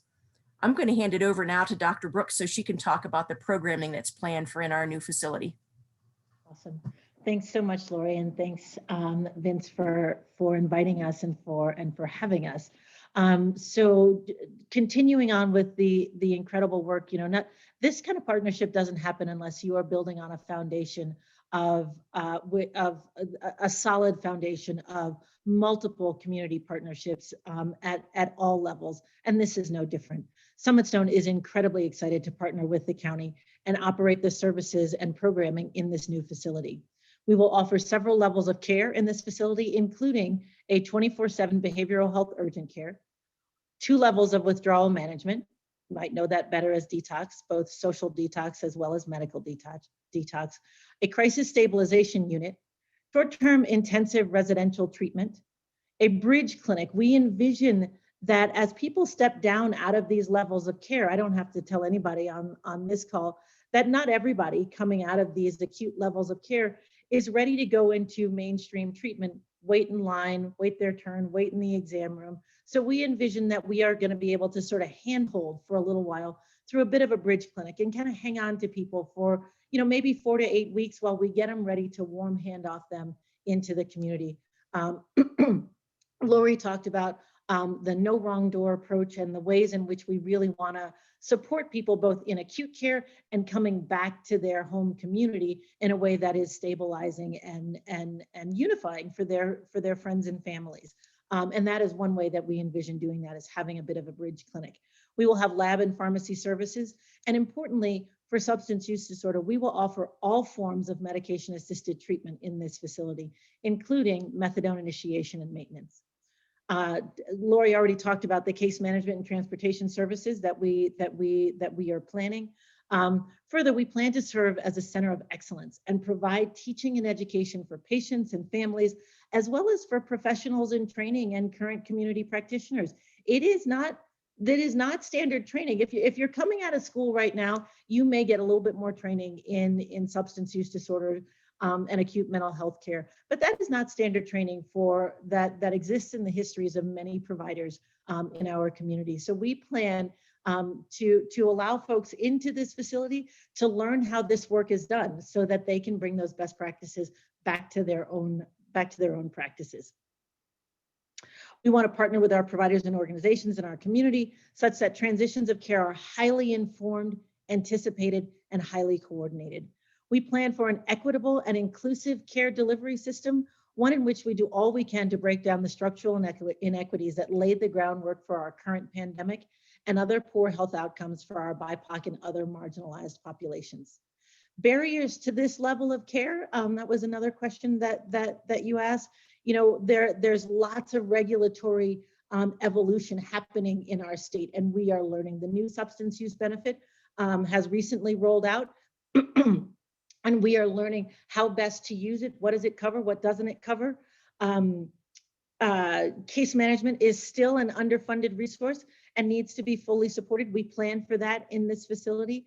And you talked about the successes. How will we manage and track our successes? We plan for a dashboard. It is still a work in progress and still in the planning stage, but certainly we want to make sure that we are tracking number of people served, number of adverse events, number of people who are maintained in care after receiving this level of service, criminal justice involvement. What is the cost? And importantly, what is the cost savings of doing something like this? Having invested so heavily in something like this, are we able to actually save our taxpayers and our citizens money? And with that, I will stop, and Lori and I are happy to answer any questions you may have.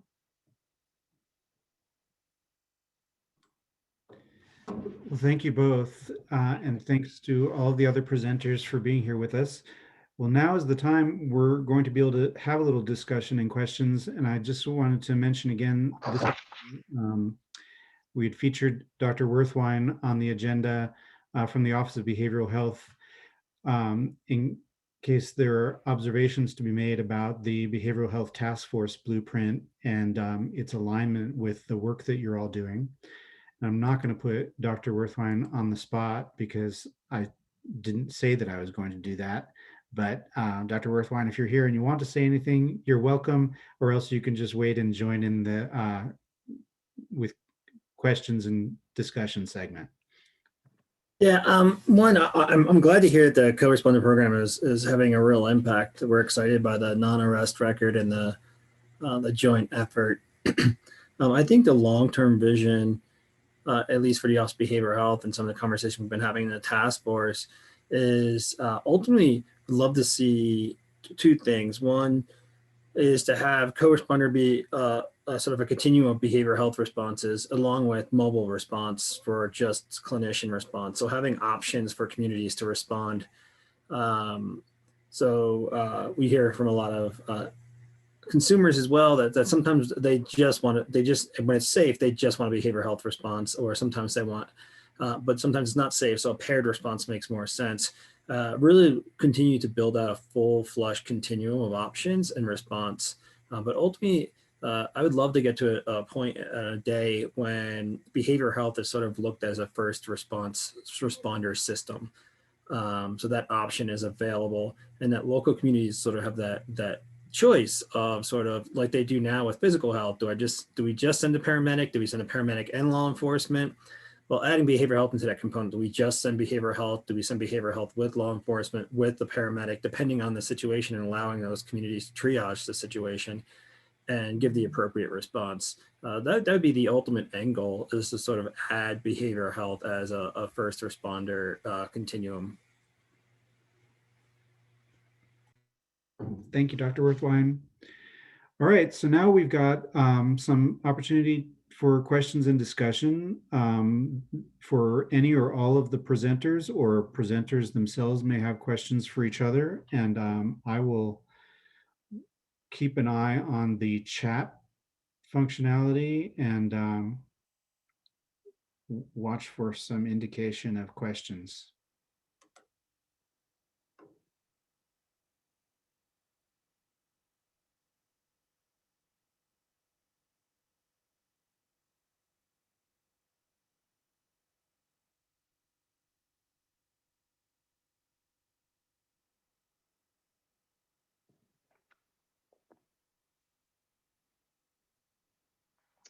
Well, I've gotten a question in the chat about will agencies from outside of Larimer County have access to the services?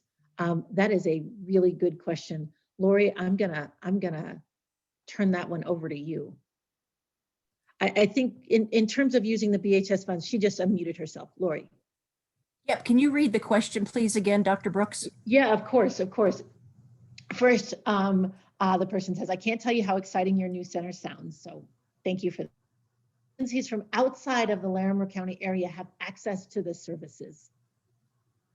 Great question. So the intentions of this facility are to help people who are in crisis. And we know from much research and input from a lot of experts that people get better in their own communities when they have their own supports around them. They have their pro-social support system, like their family and friends and work and housing. And so our intention would be to be able to provide care to anyone that came to that facility in need. You know, it was said not too long ago, are we going to be covered by the federal regulations under EMTALA?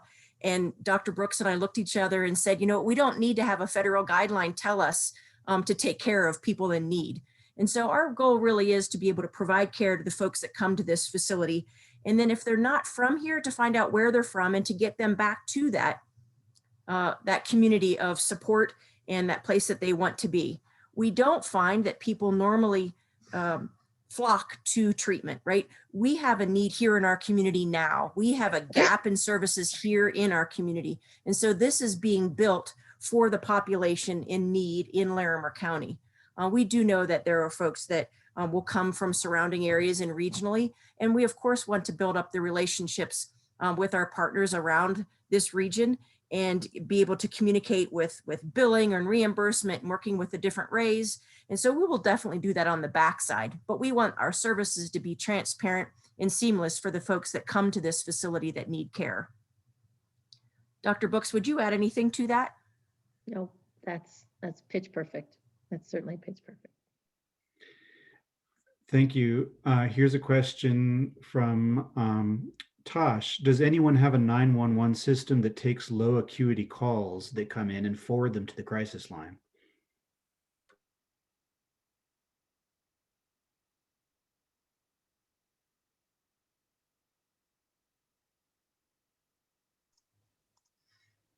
Vincent, it's Joe. That's done all the time. It's a routine thing where people believe they're in crisis and they call in, and Our dispatchers are patient and work with them and talk things through, and sometimes they can refer them to the crisis line.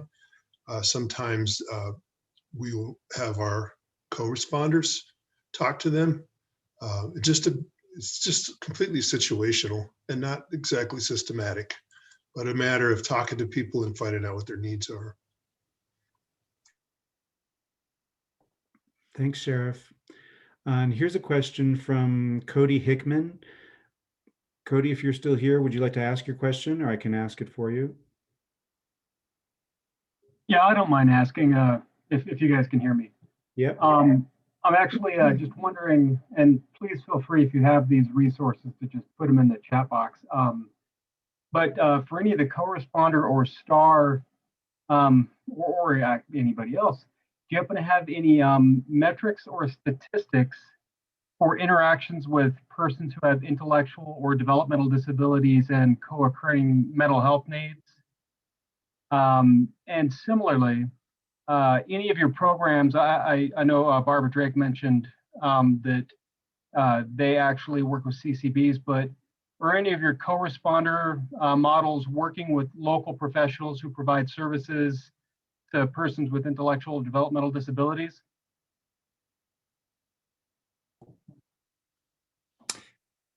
So I can speak for the Denver STAR program and co-responder program. I mean, I think a lot of these are hedged on relationships that you build with communities for that backup support. Rocky Mountain Human Services,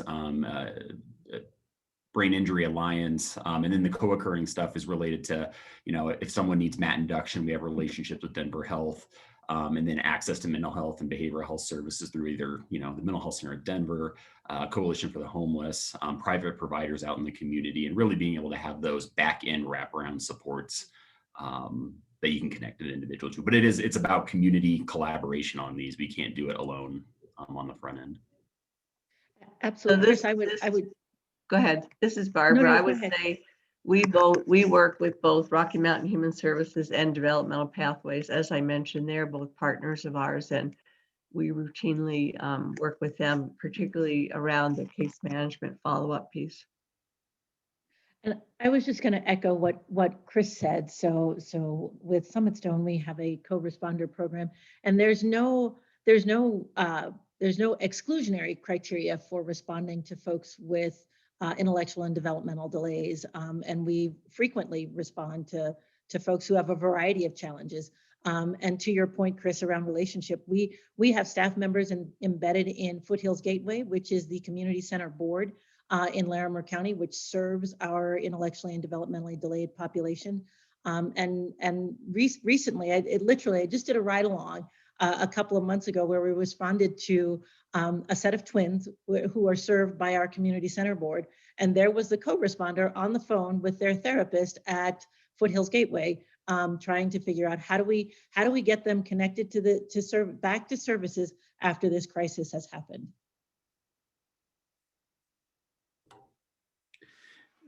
Thank you. And Dr. Brooks or Lori, since you're talking, a couple other questions. When is the facility expected to open in Larimer? So thanks for that question. We do plan on opening up the facility in the winter of 2022. And there Lauren was another... Snyder, sorry, go ahead, Leslie. No, you go ahead. I saw a question on here from Lauren Snyder, and it might be useful for everyone else to hear as well. She was talking about treatment on demand. So if someone comes into this facility and needing detox services, can they be started on MAT while they're there? And the answer would be absolutely.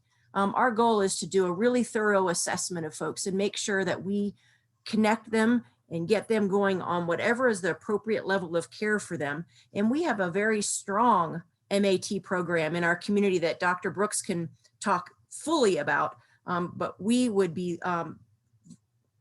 well served to start them, induce them on the MAT program in the facility, and then get them connected to that level of care in our community.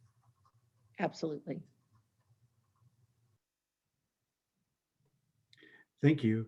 I'm trying to get to all of these questions. Now we've got a bunch of them. Sandy Sharp has asked, Kristen Toombs mentioned housing for those coming out of incarceration. and yet I've not been able to access this. How does one access this housing? Kristen? Sure. Thanks for that question. I did put a response there in the chats too, but happy to elaborate on it because it was very brief. So while we have been able to increase, and I've shared those, as I mentioned, it is nowhere near meeting the need. And so one thing I did not highlight is that many people are already utilizing those existing resources, right? Because this is often ongoing housing assistance. So we have small numbers of availability opening up each year. So that's part of it, is there isn't a lot to go around. So that's part of why you're having difficulty accessing it. The other component here is that it varies by program. So we intentionally are trying to link with different programs, justice systems, parts of the intercept model, communities, and therefore it depends on where you are on what that referral process looks like. So happy to talk with anybody on this call or any community about what that landscape is in your community and how to best connect with those existing resources. I'd also love to hear from anybody. I put my email in the chats about what you're feeling that need is that you're not able to meet, because that is one of the pieces, as I mentioned before.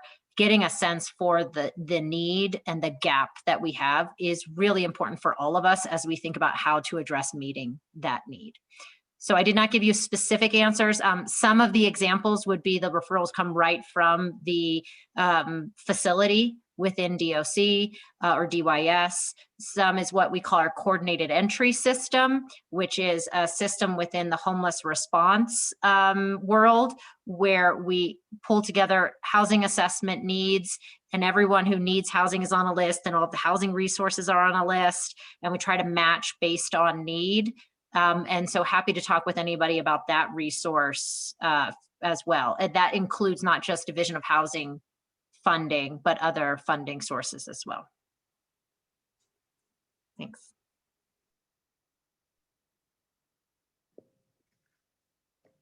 So this, oops, here we go. This is Barbara. I can answer a simple non-behavioral health question. Yes, we've been able to get our co-responder clinicians vaccines. Ditto for at least through Summits, for our Summit Stone co-responders. Yes, they have had access to vaccines. And that's been through our sheriff's office. Very important that they I get wanted vaccines. to mention too that somebody had talked about suicide calls. We do respond to 911 calls as well as referrals from principally other officers, although other community people as well. And the types of referrals that we primarily respond to on 911 are suicide calls and what is called welfare checks. Those are the two big areas. During this COVID pandemic, we've seen an increase in disturbance calls, and particularly as it relates to teenagers and young people that are kind of trapped at home, I guess you could say. But those are the primary calls that we respond to on 911 basis.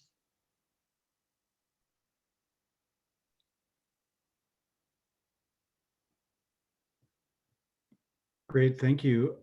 Cynthia Jones asked a question about emergency rooms. Cynthia, are you with us, and would you like to ask the question? I can ask it for you. Sure, I am. So I am in a small county. We are west of Denver. We don't have a medical facility, so and we also don't have the funding to, at least at this point, for the co-responder type program that I think has been really successful. One of the problems is our option often ends up being taking people to the emergency room. And what we're finding is that even if they are taken there on what is supposed to be an M1 hold, an M1 hold doesn't happen. They're oftentimes out of the hospital and back in the county before the deputy. And so it seems like one of the pieces that is missing here is when that is the option, there needs to be a better service and an actual evaluation or better assessment of what the person's needs are at the emergency room. And that just doesn't seem to be happening. And so, you know, it would be great if we could have a place to take people always in that kind of a situation, but sometimes that isn't the option.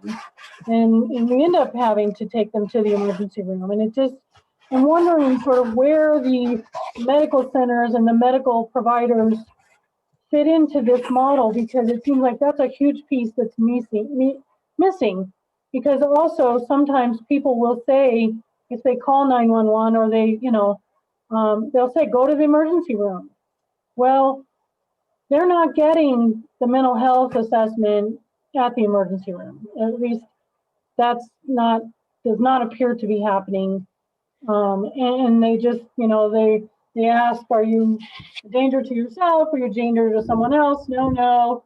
Okay, out to go. And a lot of these folks know what to say at the emergency room because they've been through that process. And I mean, it just seems like that needs to be something that's added in here as well on the behavioral health side, that there needs to be somebody at the emergency room who's doing more than just a very brief, 5-minute question. And it just seems like that's not happening because not all of us have the ability to do the co-responder model at this point. And we will be, we're working on a lot of options to try to get something like that working for our county, but oftentimes at this point we don't have it, and going to the emergency room is the option, and doesn't seem to be working out really well. So Cynthia, I think you raise a really important issue, and I think there are a couple of really important issues in what you suggested, and Linda raised the issue of anosognosia. I always have trouble pronouncing that word. Essentially the person who's gravely disabled, right? So a couple things. One, recognizing that not everyone is planning for this kind of facility, but one of the ways in which we are approaching this facility that we are building in Larimer County, because this facility won't be a place where people who have a head injury or who have significant arterial bleeding or who are hemodynamically unstable can go, right? So the task for us is to ensure that we develop really strong relationships with our emergency department. And one of the ways in which we want to approach this is to be able to say, look, they're not appropriate for us right now, but if you take them and stabilize them, we assure you we will take them back. And really develop a relationship where we can play catch with our emergency department in a very transparent. In these relationships, there tends to be a lot of mistrust. They're just going to dump on us. We don't take calls from them. Blah blah blah. Right. But really develop a relationship of trust, such that when that patient is appropriate to come back to the behavioral health services facility, we will take them back and we will take on that responsibility. And I don't know whether Kim Collins is still on the call. She could probably speak to this more articulately than I. But looking at the language that defines grave disability and how that gets implemented, I think has been a challenge and has been a task that has received lots of dialogue over the years. Because you're absolutely right. What some define as grave disability, someone who really isn't able to take care of themselves.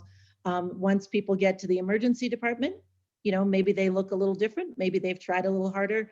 And maybe our emergency department systems are not the best equipped to identify that and manage it. And they've got challenges on their end too, right? Space is king in the emergency department. And if you cannot find a psychiatric bed in our state to move that person to, that becomes incredibly challenging for our emergency department. So you raise some really complex and important issues, and I don't have a good answer, but that's the approach we're taking in Larimer County.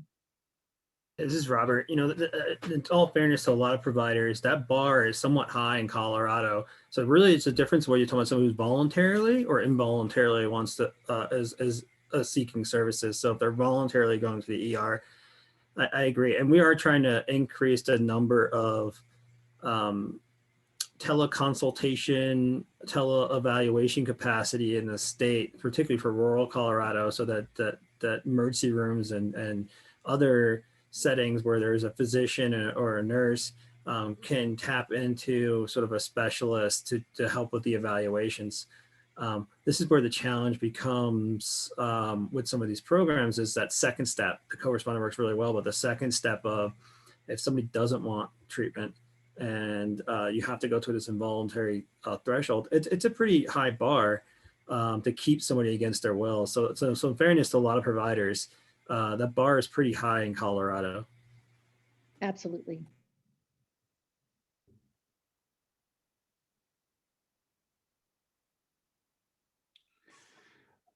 I see a question here from Jenna Donnelly. Jenna, are you still here? Would you like to ask your question?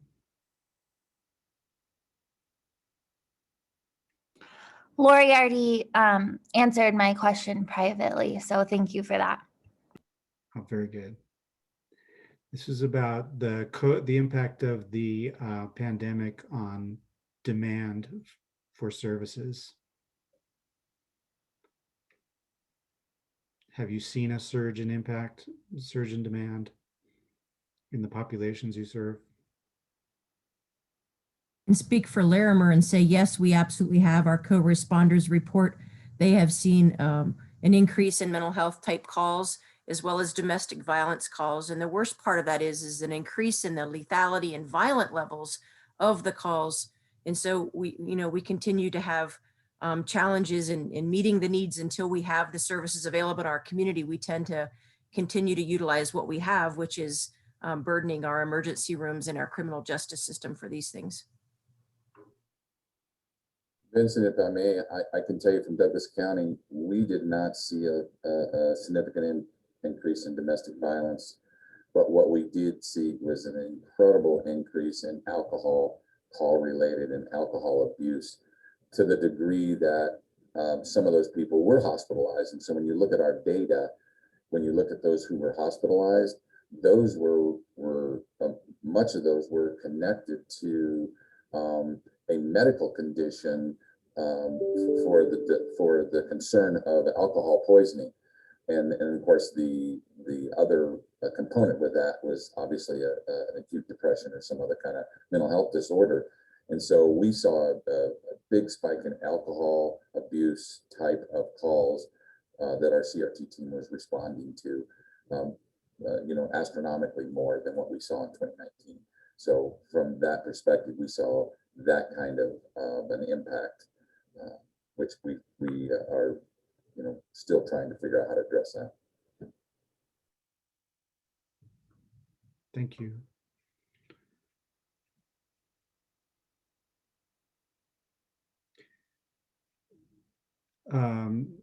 Dia Lindsay, would you like to ask your question?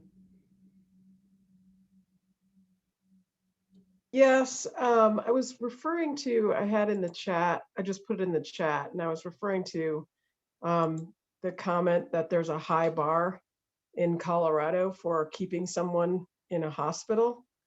And I was wondering what was meant by that legitimately, because I work with the sheriff's office, and we work with inmates that are experiencing mental health issues. And a hospital, once they get M1 to the hospital has the ability to evaluate that individual and certify them for hospitalization. And at that point, that individual can go to a hospital involuntarily. So I'm wondering what the bar is that we're talking about. Yeah, it depends if we're talking about an M1 or a transportation hold. So under a transportation hold is much lower than M1 hold. So it really depends on who's doing what it sounds like you're doing two different evaluations. But if the evaluator at the time it does an evaluation, it's the term they don't meet that gravely disabled where they're or harm to self or others. The person has free will to not get treatment forced upon them. So it really depends what we're talking about, who did that first evaluation. So I'm not clear on that, but for transportation hold is a lower bar than an involuntary hold. Right. Well, what I'm specifically talking about is an N1 out of the jail from mental health providers within a jail. So a mental health professional finds that that individual is either gravely disabled or a danger to themselves or others, transports them to the hospital, for further evaluation, and then the hospital then determines whether that criteria is still met. And then, and I think that this is the reason I'm bringing it up is because it's a significant issue in the state, that a hospital will return that individual back to the jail even after there's been a finding by a mental health professional about the certification of the individual, or I'm sorry, criteria. I agree, it's a challenge. However, it's the admitting physician or admitting doctor that has to make that determination to hold them against their will at their hospital. So it's not it's not the behavioral health specialist at the jail that ultimately has to make that decision. It's ultimately the who has admitting rights for involuntary admission. And I think there's incredible opportunity here. I wonder if you would agree, Dr. Worthwine, for education around what, what does it mean? What's the magnitude of taking away someone's rights, right? And holding them against their will, right? What does that mean? And what does it mean to be gravely disabled? And what are the tools at the disposal of those ED physicians? Oftentimes, those guys are the least schooled in what that means. And I just wonder if there's an opportunity for, raising the bar in terms of education and helping people to understand how to use the resources at their disposal. So we agree, and we're actually trying to look on how we can do a virtual training for folks to take all 2765 M1 hold. We're trying to create an online virtual learning platform where we can develop all those trainings. I think that's a great idea. Vincent, this is Barbara. I wanted to mention that any of us that have co-responder teams, and this is true in Douglas, we work very closely with our county attorney about inpatient and outpatient mental health holds as one of the kind of tools in the toolbox, if that's appropriate. And I know that's true for any county that's over 50,000 population, I believe. Your county attorney has these responsibilities with regard to mental health, and that person is an invaluable partner with us in terms of staffing and understanding in really complex situations, how we can help people access treatment and get them connected and keep them connected. So for those of you who don't have that as an element of your team, I would strongly encourage that. And obviously there are county attorneys around the state that are more interested in this topic than others, but we're very fortunate to have a very knowledgeable county attorney in the area of mental health. I got to reiterate, that's probably a good next step for this effort is really pulling in county attorneys, because Barbara's completely right. You're probably all aware of, you have a lot of frequent flyers, and really getting sort of a county attorney involved in sort of particularly because when you do that, you're taking it out of the criminal justice realm and moving it more into the civil involuntary outpatient commitment, because there's involuntary outpatient as well as inpatient. And that's really the group I think that's been missing over and over again, is getting all the county attorneys really well trained and understanding what that process is to get someone civilly committed. Yeah, just a comment. I totally agree with you. And the larger counties have mental health attorneys that are specifically for that purpose, that are statutorily mandated for counties to have. And, I think that the concern is that, and I'm a county attorney that works in the sheriff's office, but I've used the petition for mental health for jails as another opportunity and just another pathway to try to get somebody into the hospital, but with court supervision, so that we can maybe, have the hospital explain to the court why that person isn't, going to be certified into hospitalization. So there's and that's to say that we're using every possible way to try to get people help, and particularly, if there's legal ways to do that. So there's a lot to talk about, I think.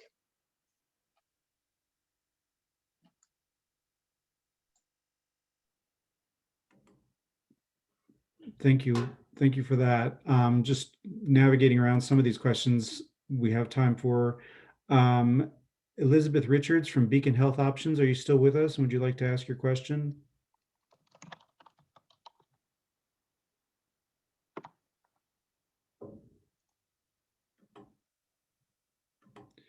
If not, I'm going to go to a different question.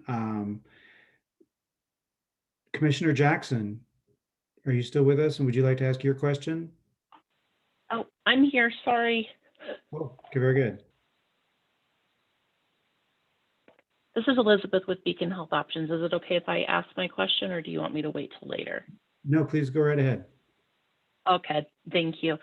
So my question is in regards to law enforcement response to people that are suicidal and may have a weapon at home. I know that there's been a big discussion across the state in regards to law enforcement's response for suicidal patients and how they will intervene, what they can and cannot do. And we've gotten different messages from pretty much every different county that we work with about yes, some will respond, some will not. Some will accept an M1, a mental health hold that's written by any licensed professional. Some law enforcement will only do an M1 if they write it. And then some other counties are not responding when there's a weapon involved because of fear that they would have liability in a situation where there would be gun violence. And so I just kind of wanted to get some feedback about how we're addressing this maybe a little bit higher up at the state level. And maybe it's through the Attorney General's office to give guidance to law enforcement and how it works with the crisis system. This is Sheriff Pelley. I'll start in on this, and I welcome Tony or anybody else, Jamie, to join in. So you can't write a policy around this. Every situation is different.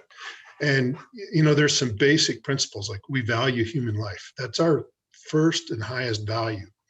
And so what do we do to preserve it? And what we won't do is risk the life of a deputy to save someone from themselves, or to force someone to take their own life or do a suicide by cop. So you have to be in the business of evaluating every aspect of this. Hopefully your co-responders can help you speak to that person, or you can get some help to evaluate things over the phone and make a determination about whether, you know, you should go in or force entry or that kind of thing. Are there other people in the home? That's a huge question that has to be answered. Or, you know, is there a spouse or kids present? Is the person under the influence? Where is the firearm? How close are they? I mean, there's just 100 different questions to be answered. And we will at times walk away from a situation where a person is expressing suicidal ideation, and where they have a firearm, and where they're alone in a residence, or they're barricaded and not posing a risk to other people. That's the biggest question that has to be answered up front.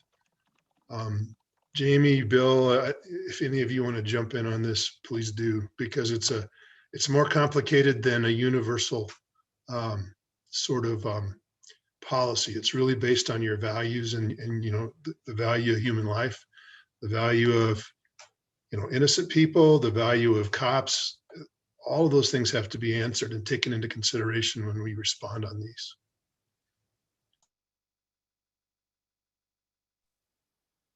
I don't know if Sheriff Spurlock's still on or not. Looks like he might have hopped off, but I just second what Sheriff Pelley said. I mean, I think you have to evaluate each situation. Law enforcement, by being part of the team, often has information about whether people have weapons and the level of danger they may pose. That's frankly one of the benefits. I think one of the things that's really critical is you have law enforcement officers and clinicians that want to do this kind of work. It's not for everybody. You know, we've been very fortunate in our county to have one law enforcement officer from the sheriff's office that's been doing this since 2017, since we started, and he really has a passion for it. And it's just not for everyone. And so you need people that are comfortable sort of operating with this level of uncertainty, but often they have information about an individual. The other thing that I would just emphasize is everybody has a different role out there on a co-responder team. And so it's important to understand what those roles are and and that everybody's there to fulfill a certain role. And part of law enforcement role is to make sure that the scene is safe and that everybody that's involved is safe.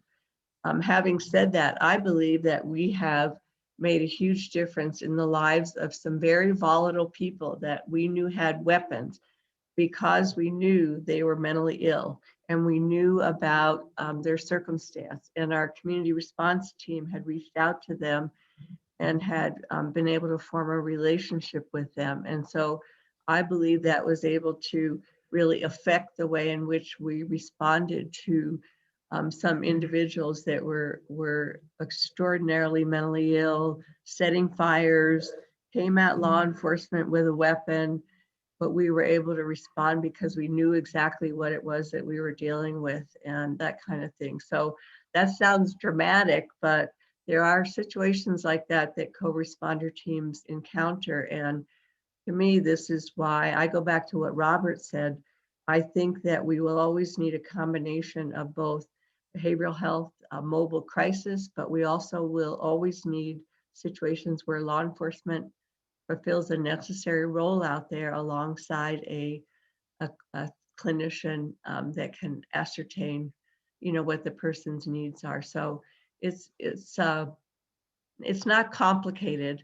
And I think that when you hear all of the very great success stories around the state, this is our plug to Robert Worthwine too.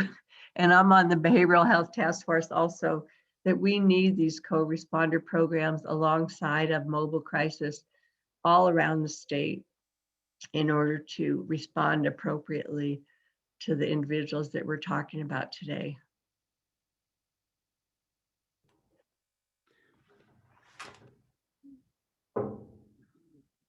Thank you both. Moving on to other questions.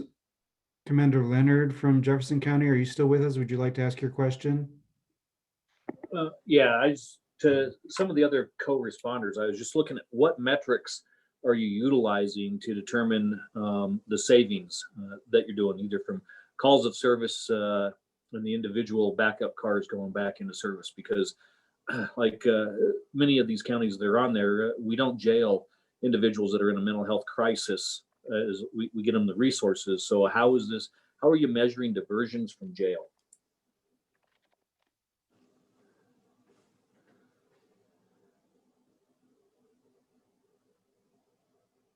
So this is Barbara. I'll take a stab at it and then turn it over. But so we collect a lot of data about every single person that we've gone out on, and we have from the very beginning. And we did it on a spreadsheet originally, and now it's in this Gelota system that I mentioned. So we're probably underestimating, but we from the beginning have determined situations that have otherwise in the past, if it were not for a co-responder team, the person would have been transported to the emergency department. And that is calculated by both what the law enforcement person, as well as if fire EMS is dispatched, what they would have done previously. So they make that determination.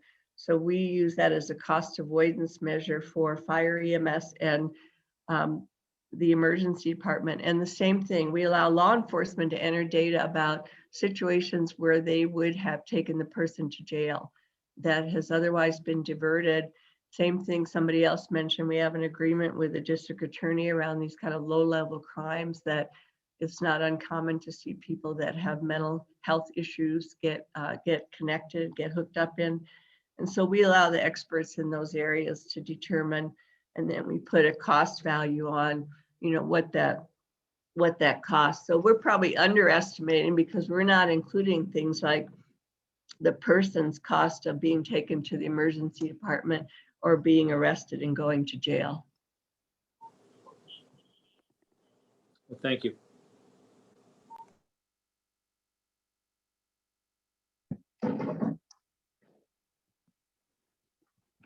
Hey, this is Janet. I'm trying to get an answer back from Carrie Bolter about how we determine our statistics and what we're pulling that from. On one side, we do have the capability through our CAD system with our dispatch to be able to tag certain calls. And so if we're able to tag a call as a mental health call, then we're able to pull that data from there and then determine how many cars we were able to release back to service. And then there's notes put in there as to how many people we were able to treat in place versus, you know, get an M1 hold on, et cetera. Outside of that, when there's a referral for us to contact them, that would probably be, that information would be gathered separately from a CAD system or some other type of system that people would be using in their dispatch. Thank you.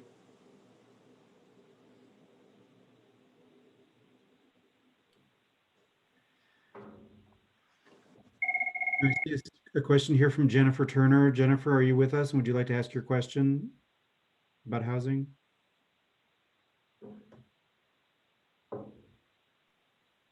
Hi, yes, I am moving around a little bit. Good morning, everybody. Kristen, I so appreciate that we're beginning and ending this conversation with housing. And for those of you who I don't know, I coordinate the Bridges program for the state. And so we have liaisons who help justice involved individuals get connected to services while their cases are actually active. And so, as you might imagine, housing is our #1 barrier. And so what I was curious, Kristen, is because we are working in every judicial district in the state of Colorado, what we notice is that our Section 8 vouchers seem to be the go-to solution in our rural and frontier communities, and they present significant barriers. So I'm just curious, because we often face that stigma where a Section 8 voucher means we've got to find a landlord who is willing to have a person in who has that stigma often that with criminal justice involvement and also with significant mental health issues. And so I'm curious what kinds of solutions are being looked at specifically for this justice involved crossover behavioral health population in our rural and smaller communities. Thanks for that, Jennifer. And I'd love to connect with you outside of this too, but I'll, for the sake of time, send you a chat and we can coordinate that because it would be great to share with you some of the landscape. The resources do get localized as much as we try to coordinate it regionally or statewide. How they get implemented on the ground and what's available gets localized pretty quickly. So happy to share more of that with you so we can see how we can connect the dots. So a good thing for folks to know is, yes, housing choice vouchers, or what everybody kind of generally calls Section 8, are the largest amount of vouchers that we have here in the state of Colorado. And a lot of local jurisdictions get their own allocation directly from the federal government and have the autonomy and the responsibility for dictating eligibility criteria and so on.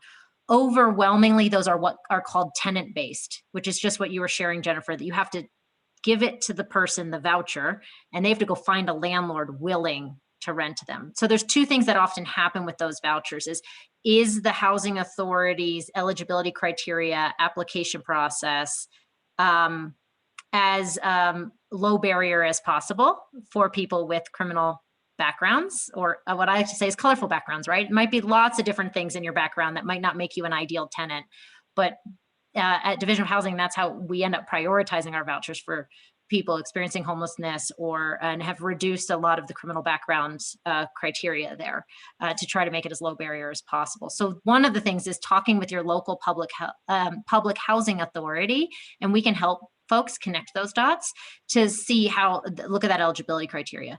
The other piece is working, it's a little trickier, right, to get private landlords. You can't tell them to rent to someone.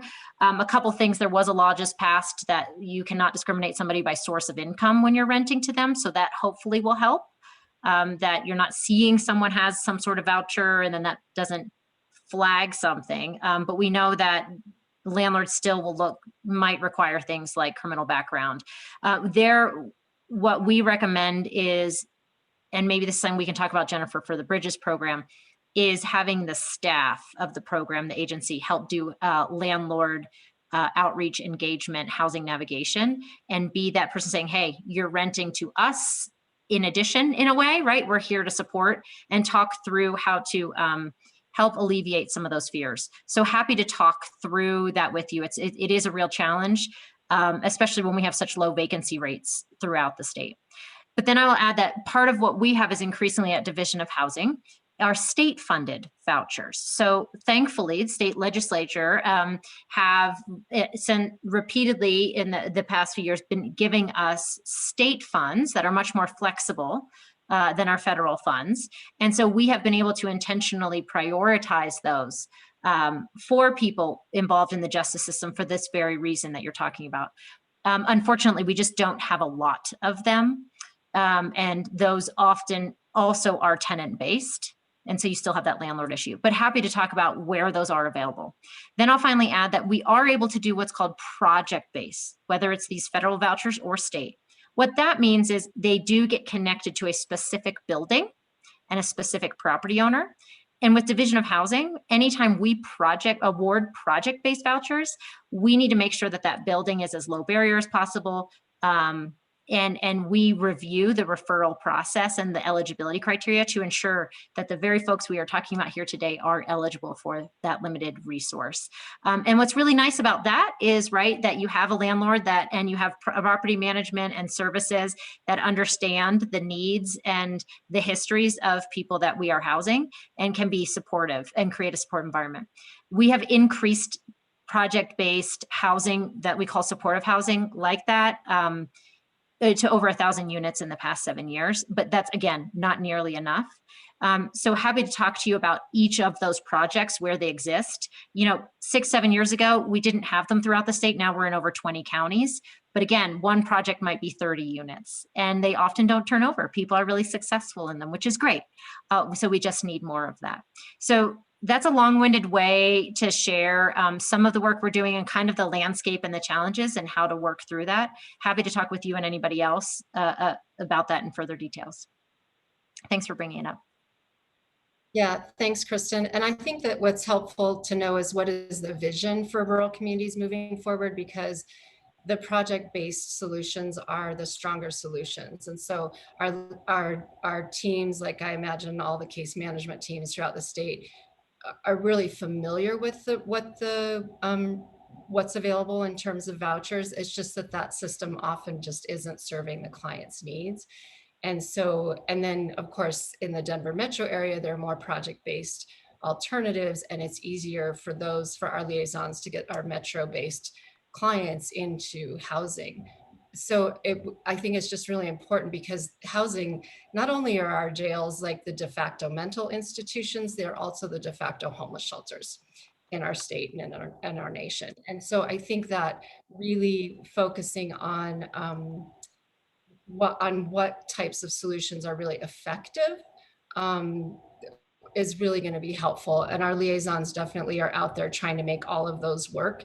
And as I think all the case managers in our rural communities, and can really give some good feedback, I think, on what will work in these geographic regions outside of a tenant-based voucher system.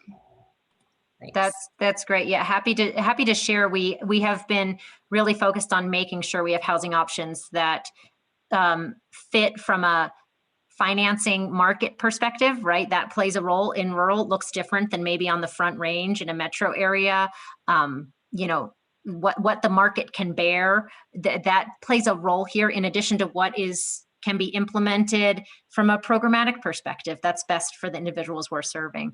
So happy to share, we have some examples I'll just highlight really quickly. I know we need to move on, but 2 supportive housing projects specific for people coming out of the justice system. One in Pueblo called The Right Place. That Health Solutions, our community mental health center, is a key partner. So is the local justice system. So that's exciting. And then Aspero Apartments in Durango, also similar partnership. And so those 2 will be opening up. Forgive me, I'm blanking on the timeline right now. My mind is swirling with lots going on right now. But those are exciting examples. And then we have CASA of the 7th with youth, and I realize that's coming more from child welfare perspective, but again, kind of a systems focus. And the neat thing about that one is it is not it is smaller as far as the project itself goes. They are duplexes, which fit really nicely into the landscape in those smaller towns. And so it's an example of, again, you have to get creative with the actual project development itself to meet the market and what the community needs, in addition to the programmatic side. So happy to talk about that. I will also mention we have another program called CORE, Colorado Rapid Rehousing for Reentry. And so the E is actually a 3 because it's 3 R's, CORE. And our grantee for that is Volunteers of America Colorado branch. And that's through the majority of the states and counties rather. Again, we're limited on availability. So that's our shortcoming there. But the model there is shorter term rental assistance, not necessarily vouchers, and increased clinical support in addition to the case management with that forensic lens, because it's people involved in the justice system. So we're really trying to hit that need across the spectrum. I will stop. I know we have more to go. Jennifer and others would love to keep talking about this more and hear your perspectives and how we can help connect the dots and grow the resources. Thanks.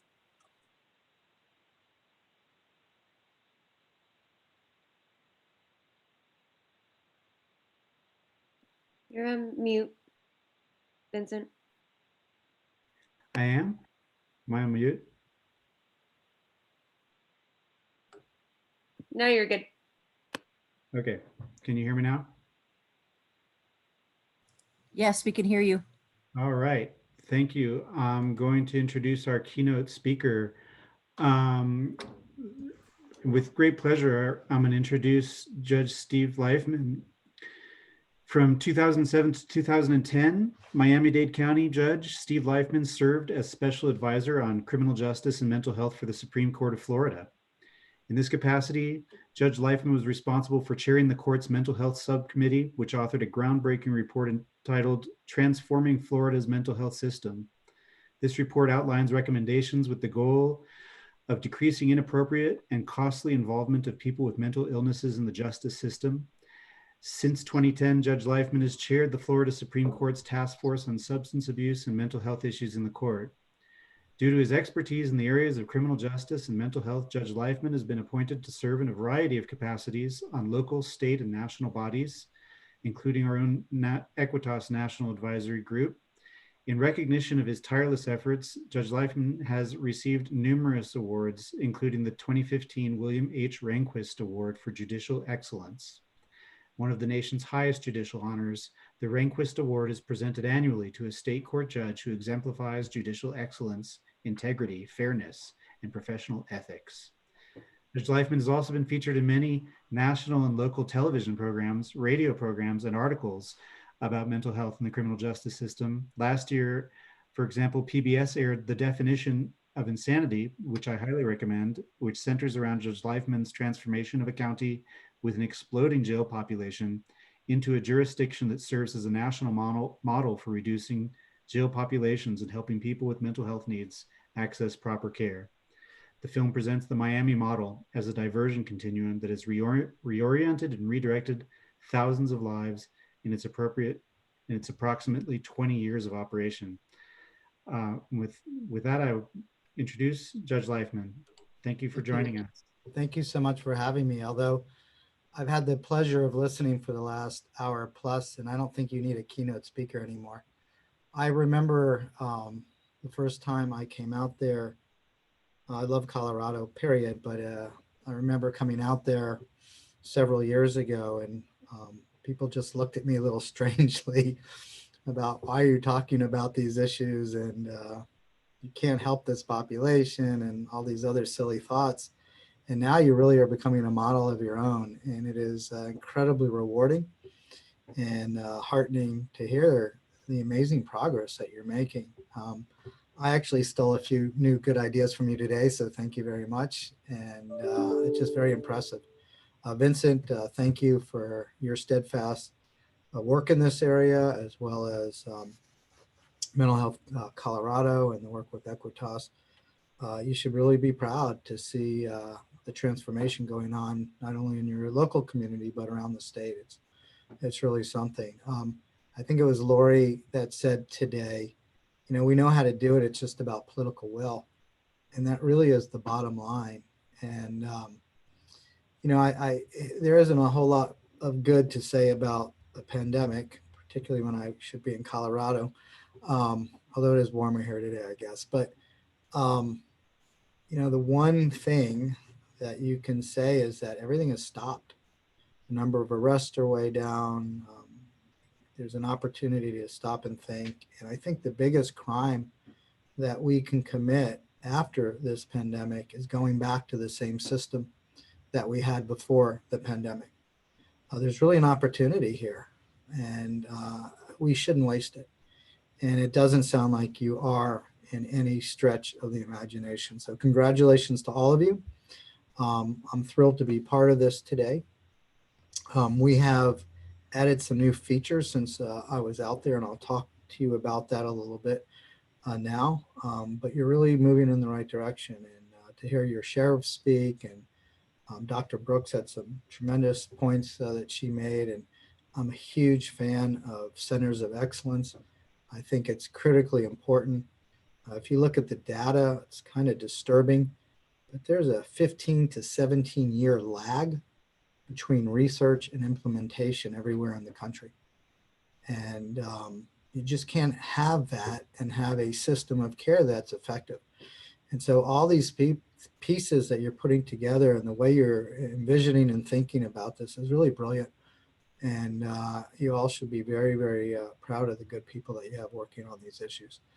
I will tell you that when I became a judge, I had no idea that I would be in this field, but I also didn't appreciate 24 years ago when I started that really what the criminal justice system is in so many ways is the repository of many failed public policies. So we don't have a criminal justice problem with mental illness. We have a structural problem with the way that we approach mental health, and it has become a criminal justice issue. And it really goes back to kind of a simple thought, and that is when you apply a criminal justice model to an illness, nobody should be surprised it's failed. And that's what we've done. And if we had applied a disease model or a population health model, we would have totally different outcomes. And I was listening to those amazing outcomes, 70% reduction numbers on your co-responder models, and why? Because you're applying a population health model. You're getting people help earlier, you're putting them where they need to be. Recovery rates for most people with mental illnesses, are better than heart disease and diabetes. You just have to help people access it. And I think the other thing that the pandemic has highlighted for us is that our public health system is in critical condition as well. And so there's a lot of inequities in these systems, and many of the people that need these hard, levels of care just can't access it. And so what do? We end up blaming the person that's sick because they can't get the care that they need, and they end up recycling in these very expensive criminal justice or acute models, whether it be competency restoration, state hospitalization, or jail. And so I think one of the things that I like to talk about now is that we just can't address these issues in a vacuum. And as you get more involved in deeper understanding of these complexities, you start to appreciate that it's this systematic issue with the mental health system. And I sometimes cringe to even call it a system, because it really isn't. It's very fragmented. It's very hard to access. The levels of care, of service that certain subsets of this population need are not even available. And so the discussion that I was listening to about your new center is phenomenal, because we're about a year and a half ahead on building ours. And so I'll talk to you a little bit about that in a minute. But you can have the best civil commitment laws in the country, and listening to your conversation, it sounds like yours are more like ours. But without making these systematic changes, it's not really going to be an improvement. You can have the best response for people with mental illnesses that penetrate the criminal justice system, but without developing a better system of care, that's not going to make that much of a difference. And there was a study that the University of South Florida, the Florida Mental Health Institute, did a few years back, And they found that there is actually a very strong correlation between the number of involuntary civil examinations and arrest. And so what they found, for instance, is that for every time an individual is brought in for an assessment for civil commitment, there is a 12% increase of an arrest, with a greater increase for felonies actually at 20%. So think about it. If you bring somebody in for civil commitment, and I was listening to that really thoughtful conversation just a few minutes ago, that it's so different. Sometimes people go in, they're seen for 5 minutes, they ask the silly question, do you feel like killing yourself? No. Do you feel like hurting anybody else this minute? No. Okay, you don't meet criteria, and we discharge them back. There's a 20% chance that that person's going to end up getting arrested on a felony. And what did they find is that in many cases, the involuntary examination for a state hospital admission is just one more, I'm going to quote them, disjointed and uncoordinated intervention in the lives of people who, because of various vulnerabilities, are generally at risk of arrest. And so we know this, but we continue to use these same systems that often are pretty ineffective. And so when we started our criminal mental health project, candidly, we didn't set out to also address some of the racial disparities in the criminal justice system. But what you will find is that if you approach this issue right, you will also be able to address some of those issues. Why? Because not only is there an overrepresentation of people of color in the criminal justice system, there's even a greater overrepresentation of people of color with mental illnesses in the criminal justice system. While the United States has 4% of the world's population, we have 25% of the world's inmates. So prior to the pandemic, 1 out of every 115 adults in the United States were behind bars. 1 out of every 38 adults in the United States were under correctional supervision. Since 1980, the number of people going to jail and prisons has increased by 500%, and sentences have increased by about 166%. And as you drill down, what you're going to find is that most of this is due to untreated mental health and substance use disorders. In fact, people with mental illnesses in the United States are 10 times more likely to be incarcerated than hospitalized. They are 19 times more likely to find a bed in the criminal justice system than at any state civil hospital. Annually, in the United States, we have about 1.7 million people with serious mental illnesses arrested. And on any given day, we have about 380,000 people with serious mental illnesses in jails and prisons, and another 574,000 under community control or probation. NAMI did a survey of about 1,400 families, and they found that 40% of those families had a loved one who had come into contact with at least one time with the criminal justice system. And so aside from the really enormous human cost of using a criminal justice system as a de facto mental health system, the fiscal impact to the taxpayers and local government is really astronomical. And I'll give you the classic example, and that's my community, Miami-Dade. We spend $636,000 a day. That's $232 million a year to warehouse about 2,400 people with serious mental illnesses in our jail. And my state, God bless them, which is 49th per capita, spends $47.3 million in my local community to serve 34,000 people, leaving about 70,000 people without any access to any mental health services. And so the system's backwards and it makes no sense. And so the resources, and I tell people, it's not that we're not spending money. We just often spend it in the wrong place. We're spending it in acute care. We're spending it in jail, prison, civil hospitalization, and competency restoration. And it is a lot of money. Last year in the United States, collectively, the county spent $26 billion on jails, and the state spent another $63.5 billion on prison, and billions more to restore people's competency so we could let them right back to the street without any access to care. It's really ridiculous and backwards. And as I already said at the beginning of my presentation, paradoxically, we have this wonderful opportunity right now and this amazing opportune time to act. And so you should have big visions and big thoughts. And there is going to be a ton of money coming down to all of the states and governments over the next few months these bills that are about to pass, and there is money in there for a lot of the work that all of you are trying to do. And so the good news is, as you're finding out, is that this is really a fixable situation. I heard people talking about high utilizer, and I really believe that's one of the ways to start.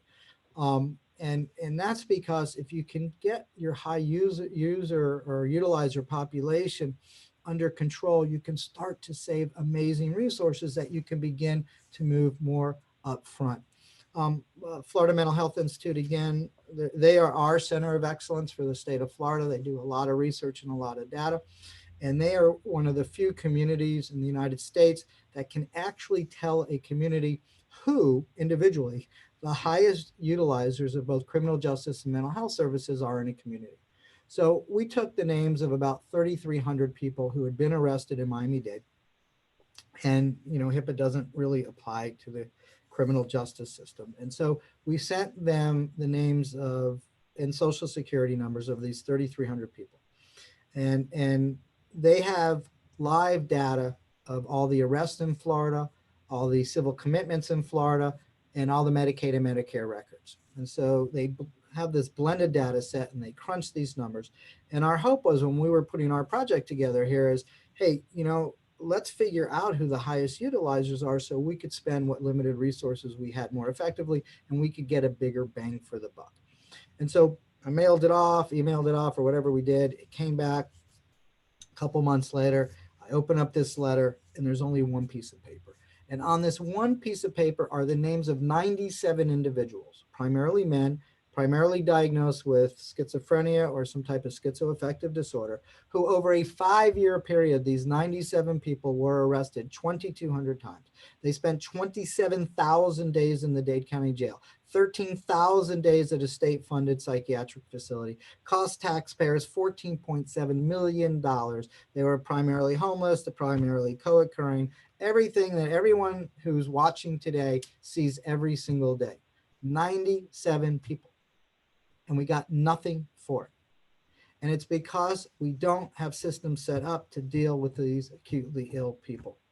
And so where do you start? It's exactly where you're starting. And it's at the local level, which is about 80% of the solution.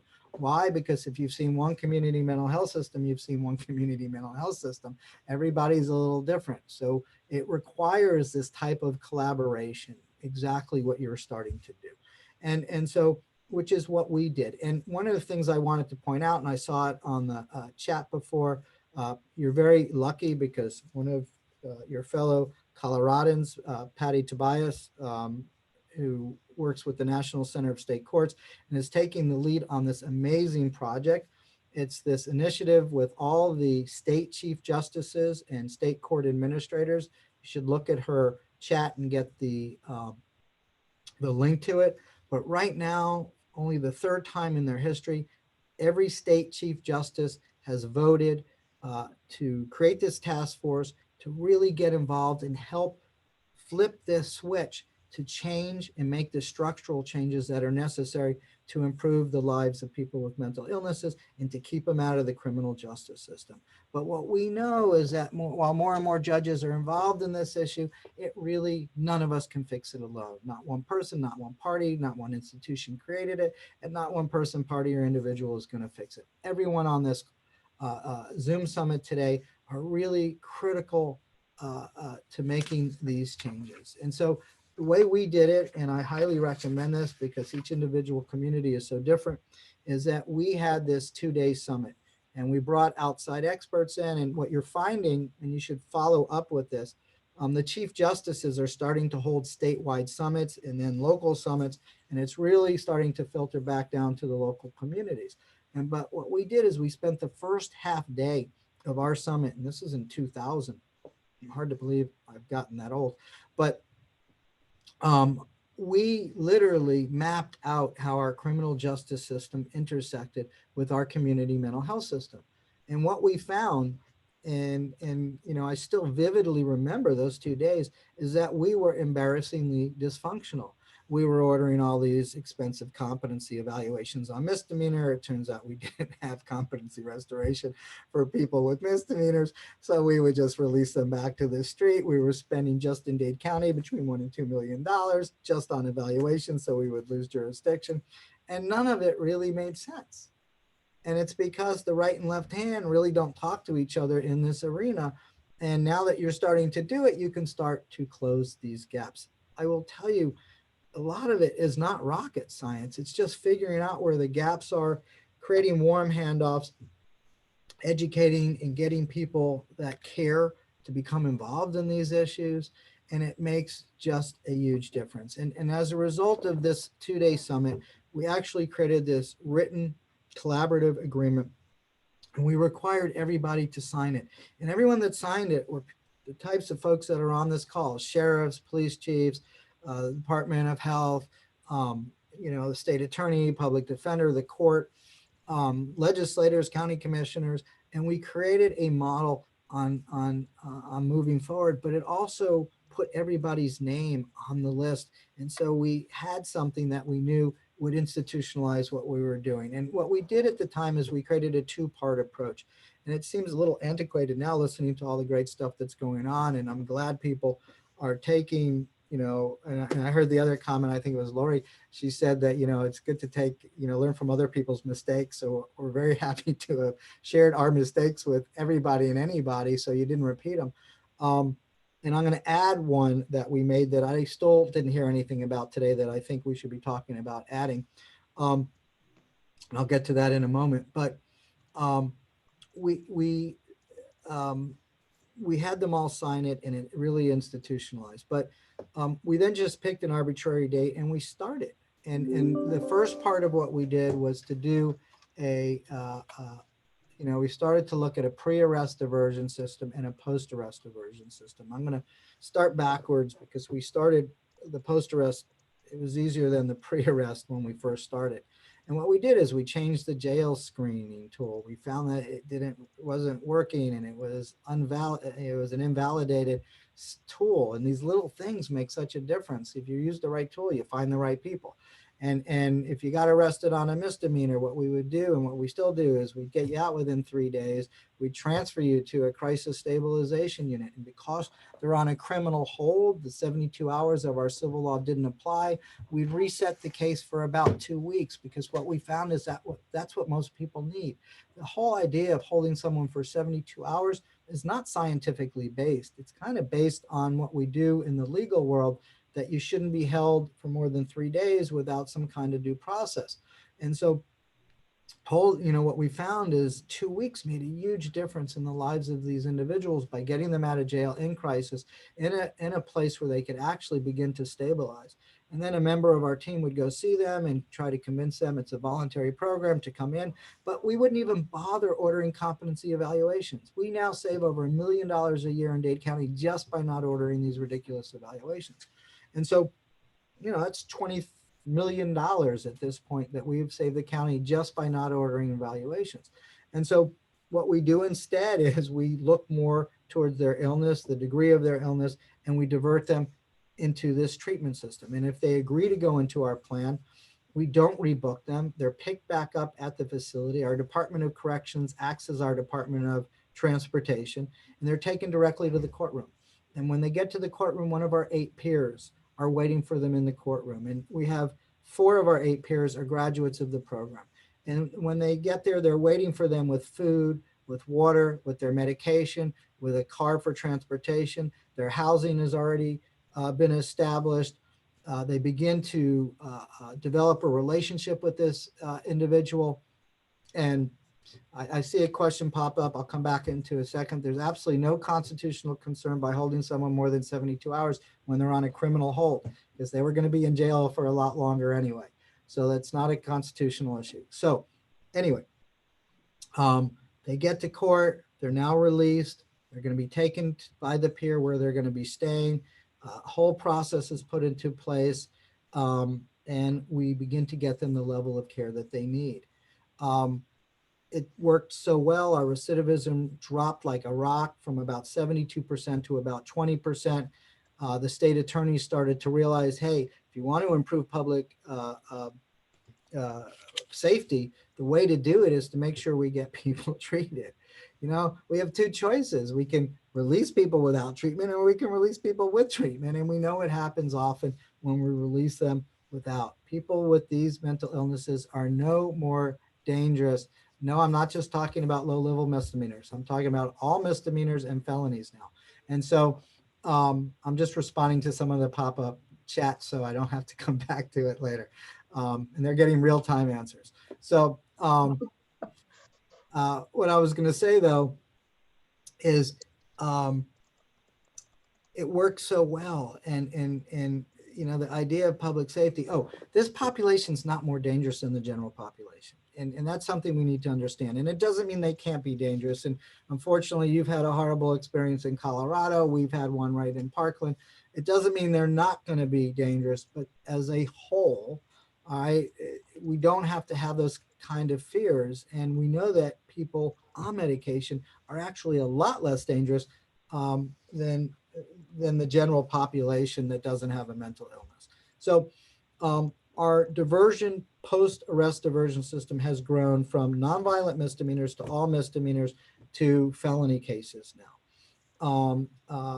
The felony system is also incredibly effective. The recidivism on our felons have dropped to about 20-25%. The felony program through our data shows that we've saved the county 84 years in jail bed days just by the felony diversion program. And so it's worked. But we also knew, hey, you know, it's that old parable, you know, the babies are in baskets going down the river. They're about to hit the waterfall. Two guys jump in the river and they start to pull the babies out. And all of a sudden, one of the guys gets up and he starts to run away from the waterfall. And the other guy says, "Where are you going?" He's like, "I'm going to go find out who's putting them in the water." And that's what you have to do as well. We have to move upstream. We have to start to get ahead of the problem. And so how do you get ahead of the problem? It's, you know, retraining law enforcement, developing co-responder models, you know, developing a criminal police response, not just a post-arrest response. Well, we have 36 police departments. We're a huge municipality within our county. We now have all 36 trained. We have trained over 7,600 police officers. And we keep incredible data. Data collection is very important for money, so I highly recommend it if you're not doing it. Over the last 10 years, and I don't have my 2020 data yet, but up to 19, our two largest agencies out of our 36 handled 105,268 calls. And out of the 105,268 calls, they only made 198 arrests. So what do you think happened? Our arrests plummeted. We probably have fewer arrests than any moderate sized community in Florida. We only had 53,000 arrests last year. We went from 118,000 arrests a year pre-pandemic to 53,000. It enabled us to actually close one of our 3 jails. And a lot of times we make this mistake of saying that these are cost savings programs, because really they're not. They're cost shifting programs unless you can open a new jail. I mean, close an old jail. And we did that. And that was a $12 million actual savings a year.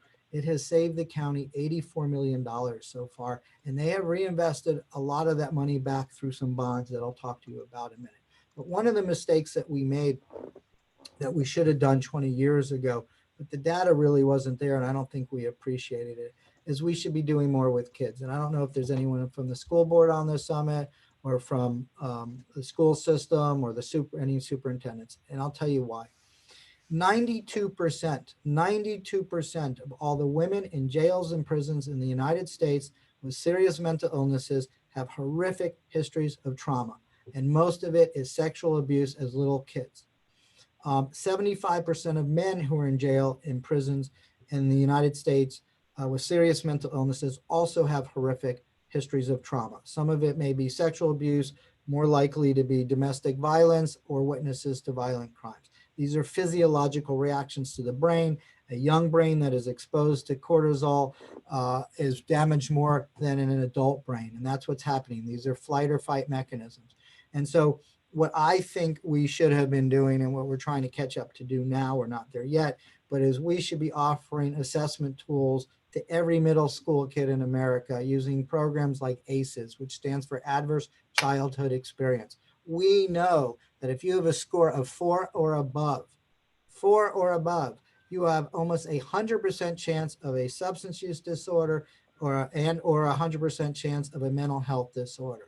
We need to move upstream. We need to see where these babies in the baskets are going. We know. And it would also help us stop some of the abuse that's going on. Most of the abuse is familiar. It's not some stranger off the street grabbing your kid.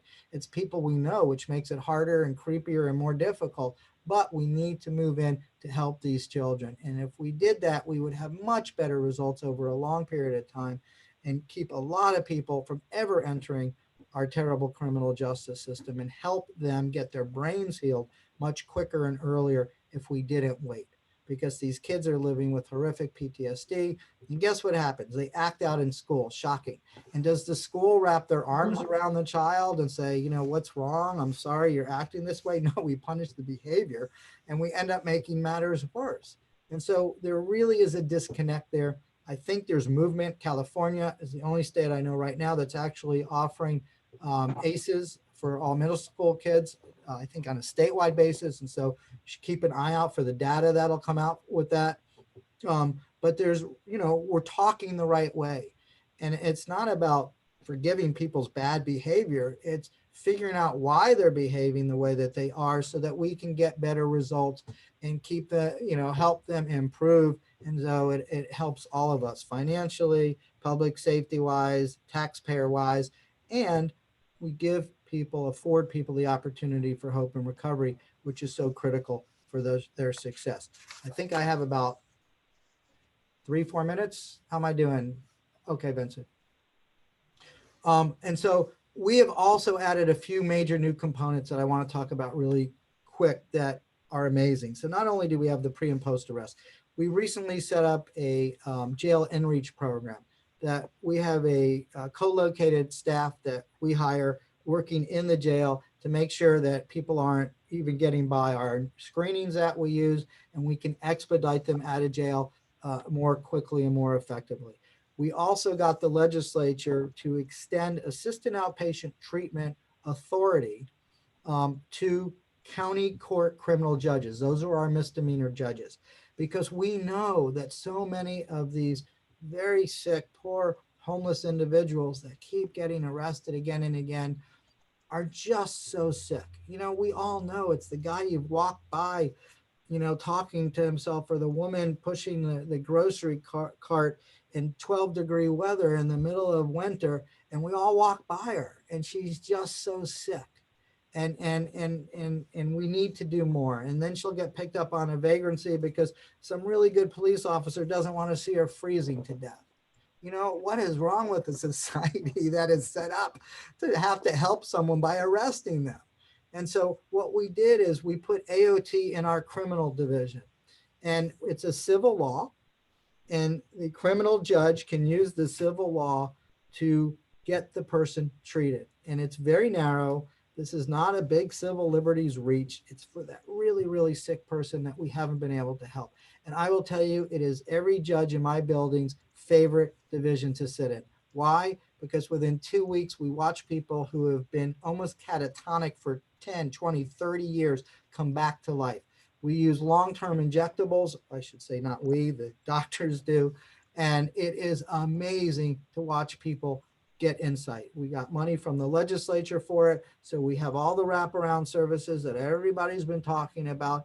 And I don't have anything to publish because it's only about a year old and we've had COVID slowing things down, but we will next year. And I could assure you the outcomes are really phenomenal. We've also set up this threat management unit with our police department after Parkland. We got a federal grant, and I shouldn't say we, the Miami-Dade Police Department deserve a lot of credit. They put together this amazing technological system where every mental health call for the whole county will now go into the system. And it'll be able to tell us who the highest utilizers are and help us better direct where people should go without using a criminal justice response, but have enough data that we can focus on people that keep hitting these expensive acute parts of the system and move our resources to them so we can get some of these better outcomes. The last thing I want to talk about very quickly, and I know I need to wrap up because we shouldn't talk more than 25, 30 minutes on Zoom, is that we are more than halfway through of building our first of the kind mental health diversion facility. This will be a medical home. It's a 180,000 square foot facility, and it'll have all the essential elements of care in one place. So it'll have a crisis stabilization unit. And again, the building is only for the most acutely ill. The existing system is competent enough to handle the people that aren't as sick, but the people that are most sick, unfortunately, cannot recover in the systems that we have. So there'll be a crisis stabilization unit. There'll be a short-term residential facility. There will be a day activity program run by people with mental illnesses to teach sufficiency on how to manage your own illness. There'll be a culinary supportive culinary program, and has a 5,000 square foot kitchen. So as people recover, we can help them get job skills so that when they go back to the community, they'll be able to get jobs. It has 200 beds of housing. People can live there for up to a year. It'll have a living room model. So for people that don't meet civil commitment, but want to come in because we have a hurricane or it's 110 degrees, or they just really have had enough and want to start to get help, we will engage them. They can come hang out, we'll feed them, and we will help them get services. It will also have a primary health clinic. It will have an eye clinic, a dental clinic. It'll have tattoo removal. It'll have trauma services, and it has a courtroom inside so that we can help manage their case both from a civil or criminal perspective if needed. And the idea is to allow them to stay up to a year if they want. And when they leave us, they'll be in recovery, and then we can have those wraparound services, whatever they need, as they leave and they go back into the community. And so, as I said, this is not one person, one party, one institution's creation, and it really takes this incredible village of pretty much everybody that is on this call today. And I compliment all of you because we're just 20 years ahead, as my friend Leon said from San Antonio. We're a 20-year overnight success, and it takes time, it takes patience, it takes persistence, but it works. And to see the kind of progress that we've been able to make is really heartening for all of us. It keeps my staff motivated, it keeps me motivated, and to be able to start to see it around the country is really exciting. And again, Vincent, congratulations to you and your staff, and it's just a thrill to be able to work with all of you. I didn't really get a chance to talk about competency because one thing I didn't hear on the conversation, maybe it's coming the second half, is what kind of, I know you're under lawsuits as well, but what kind of waiting list do you still have at your state hospital, and what kind of work is being done to change that paradigm? We have to stop using competency as a way to treat people. And what there's a wonderful report that we did with the Judges Psychiatric Leadership Initiative that I co-chair in concert with the Council of State Governments Justice Center. I would strongly encourage all of you to get it. It gives new ideas on how to approach competency. To me, competency shouldn't be done at misdemeanors at all, only very, very last resort. And for felonies, it should pretty much be used for people that are charged with heinous offenses that need to go to prison. That would shrink your list immediately, and we should be diverting the others into the kind of diversion system that we've set up here and that you all are talking about. I'll stop there, I'll answer questions, and thank you all very, very much. Thank you so much, Judge Leifman, for being with us today. And I'm sorry about our scheduling crunch. I'm concerned our next presenters, what their afternoon may be like, and I want to make sure they get a chance to present. Are you able to stick around a little bit for the question period? I am. I'm good. Awesome. Thank you so much for being with us. and I'll look at the chat and see what I can answer when I come back. Great, thank you. All right, so let's move on to the next section, which is about prosecutor-led diversion. And we have with us today, I'm pleased to be able to introduce District Attorney Michael T. Doherty from the 20th Judicial District, Boulder County, and his colleague, Elena Shively, the Director of Restorative Justice and Diversion Programs. DA Doherty and Elena, are you with us? We are, and good afternoon. And Vincent, thank you so much for inviting us to be a part of this important event today. We're really honored to be a part of this discussion, and I'm so inspired by all of the comments from the speakers, as well as what I've been reading in the chat throughout this morning's presentations. In my 20 plus years of being a prosecutor, I've certainly seen the criminal justice system evolve over time, particularly when we're talking about how we respond to individuals who are struggling with mental health issues and who end up in the criminal justice system due to a mental health crisis. We have a lot of work to do, and I'm so excited for the work ahead, but I also want to recognize what our keynote speaker just shared, that it really is a long road and a process. And here in Boulder County, in some ways, we're still at the early stages of trying to improve the justice system around responding to individuals who are struggling with mental health issues. I know that all of us agree that a jail cell is the last place someone should be who's in the midst of a mental health crisis. From listening to today's program and the fact that we're all here together, I know that we all agree on that. At the same time, an individual should not have to hit the doors of the courthouse or jail cell to get the treatment they need. And quite frankly, as a state, we need to do a far better job offering behavioral health treatment in the community. Because until we do, there are too many people who are going to continue to struggle, and too many families who watch their loved ones struggle time and time again without access to treatment. And I was recently looking at the report from Mental Health America, which is a nonprofit group, where they look at prevalence of mental health needs and the availability of treatment in the community. And we as a state, Colorado, ranks 48th in the nation, 2 places above last. And that's something that obviously we need as a state to improve. And it's one of the challenges that we ran into with our mental health diversion program here in Boulder County. And Elena Shively, who's the Director of Restorative Justice and Diversion Programs, and I are so excited to talk to you about the steps we've taken here in Boulder County. You've heard a little bit from Sheriff Pelly and other colleagues from Boulder about law enforcement assisted diversion, as well as our drive to set up a mental health court. But we wanted to talk to you at this part of the program about our mental health diversion program that we have here in Boulder County. We were so thrilled to add this program to our already robust restorative justice and diversion efforts. We have a restorative justice and diversion program that we've expanded by 350% in the last couple of years. We have a 92% success rate in that program. Notably, of all the individuals who go through our adult diversion program, 75% of them, 75% have mental health needs. So our seeking to be part of the mental health diversion program was a natural fit for us because it's something that we wanted to take on here at the District Attorney's Office in Boulder County. But when we talk about prosecutor-led diversion, as far as we're concerned here in Boulder, it's almost a misnomer because really our program shows how incredibly collaborative we can be and innovative when we work together. Sheriff Pelly, who you heard from earlier, and the members of the Boulder County Sheriff's Office, as well as Community Justice Services, which is our version of pretrial services here in Boulder County, and the District Attorney's Office worked really closely to get this program set up. Initially, we were one of 4 pilot sites in the state that had been established as a result of legislation.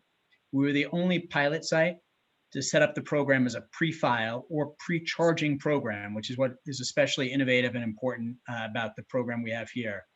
And in setting it up, we worked really closely with the members of the Defense Bar, Public Defender's Office, law enforcement agencies throughout the jurisdiction, Health and Human Services, and others. And it really fit in with the work we're doing. A couple things I'll highlight for you before I turn it over to Elena.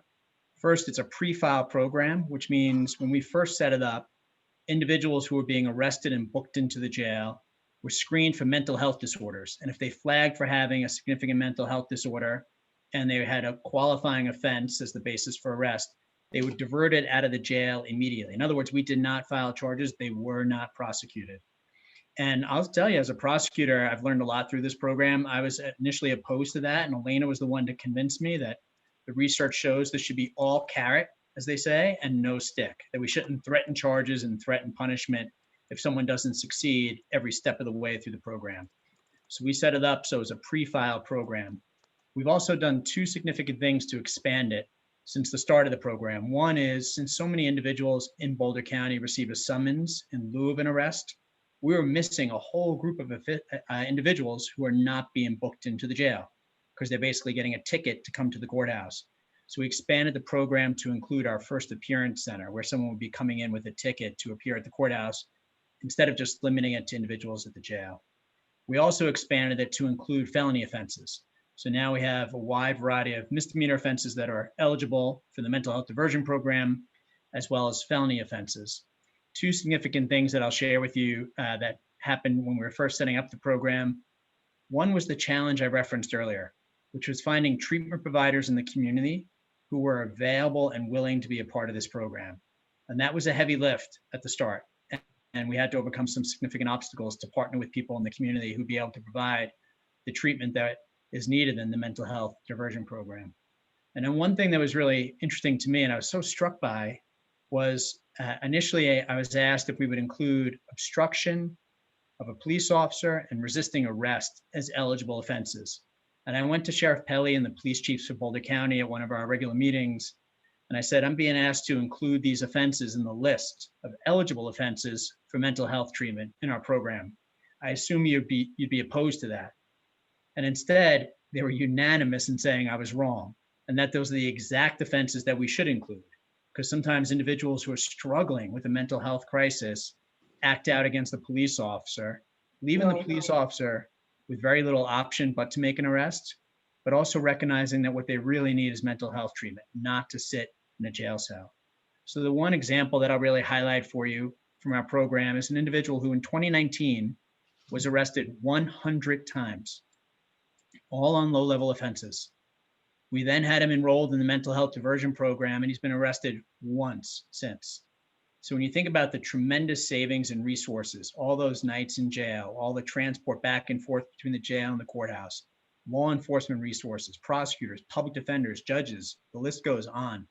We're improving public safety by improving the justice system, including through the mental health diversion program.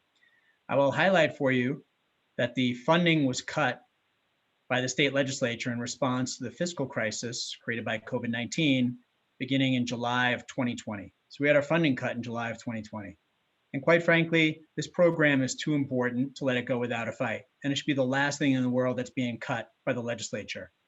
So we've been as creative as possible to keep the program going. And we've been able to do that not just through the district attorney's office, but through those collaborative and strong working relationships we have here. And as a result, we've been able to keep the mental health diversion program despite having the funding cut.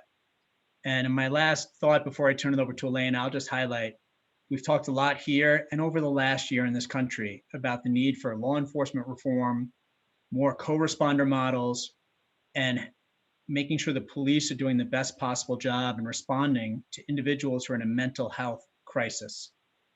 Our state needs to put money towards that goal. Defunding the mental health diversion program is a step in the wrong direction. So I'm really thankful for all the work we've been able to do through the program, and I'm so excited to share with you today, but I recognize we have a lot of work to do, and I'll turn it over to Elena because she's the one who deserves all the credit for the success of the program, and she's going to share with you some of the details. Elena? Thanks so much. I hope everyone can hear me. And I'm really honored to be here as well and really excited for what it is that we're able to do in Boulder County. As Michael said, we have a long way to go, but we've kind of taken this as an incremental approach where mental health diversion is one of our many diversion programs. So we built off a really successful juvenile program. We launched to adult. We focus on transition aged youth. A lot of diversion programs that are so desperately needed, and I wouldn't do it a different way for these programs. They're really based on prevention and early intervention.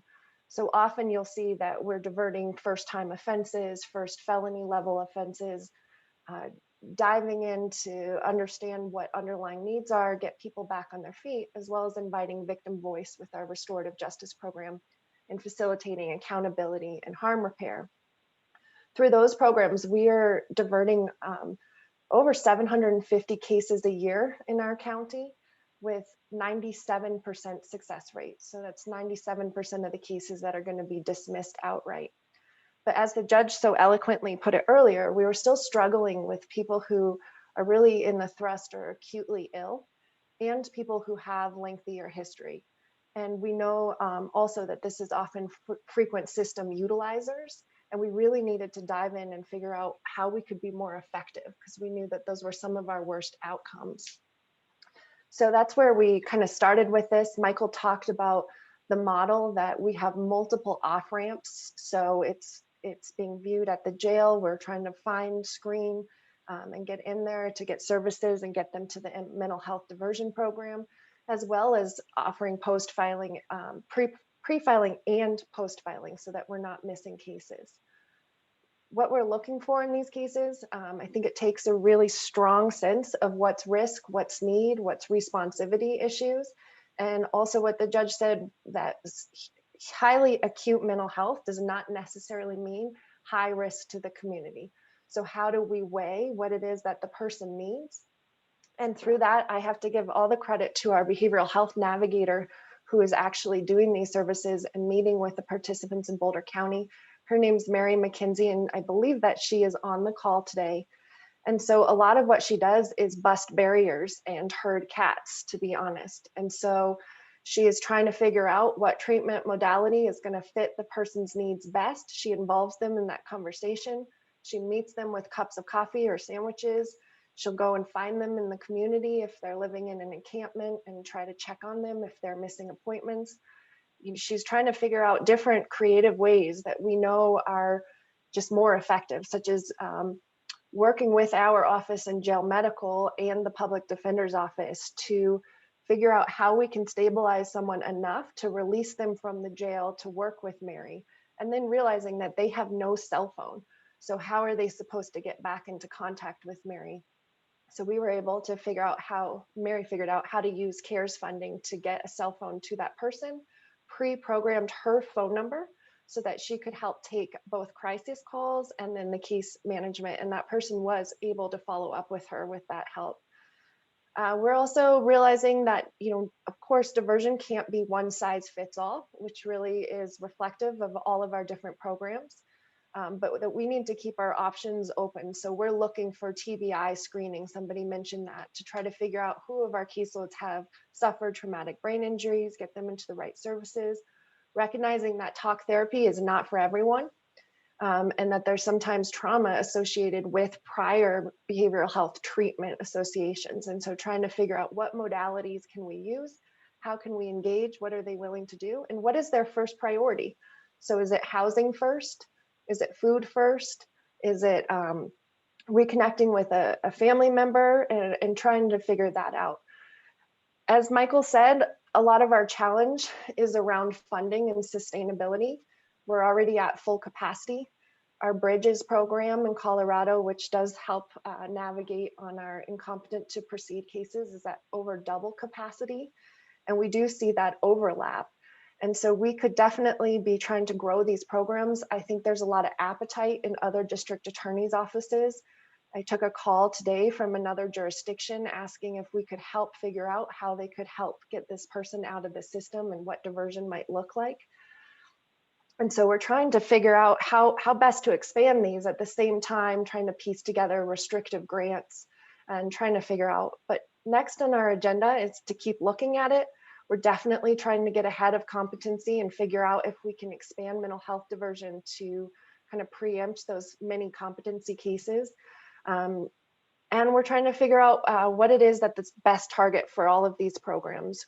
We definitely see high system utilizers. We also see people who have coped for a really long time living with mental health. And maybe COVID is the challenge that made things really get to an acute crisis, and they find themselves for the first time in the criminal justice system with pretty serious felony charges. We're also working with them through the mental health diversion program.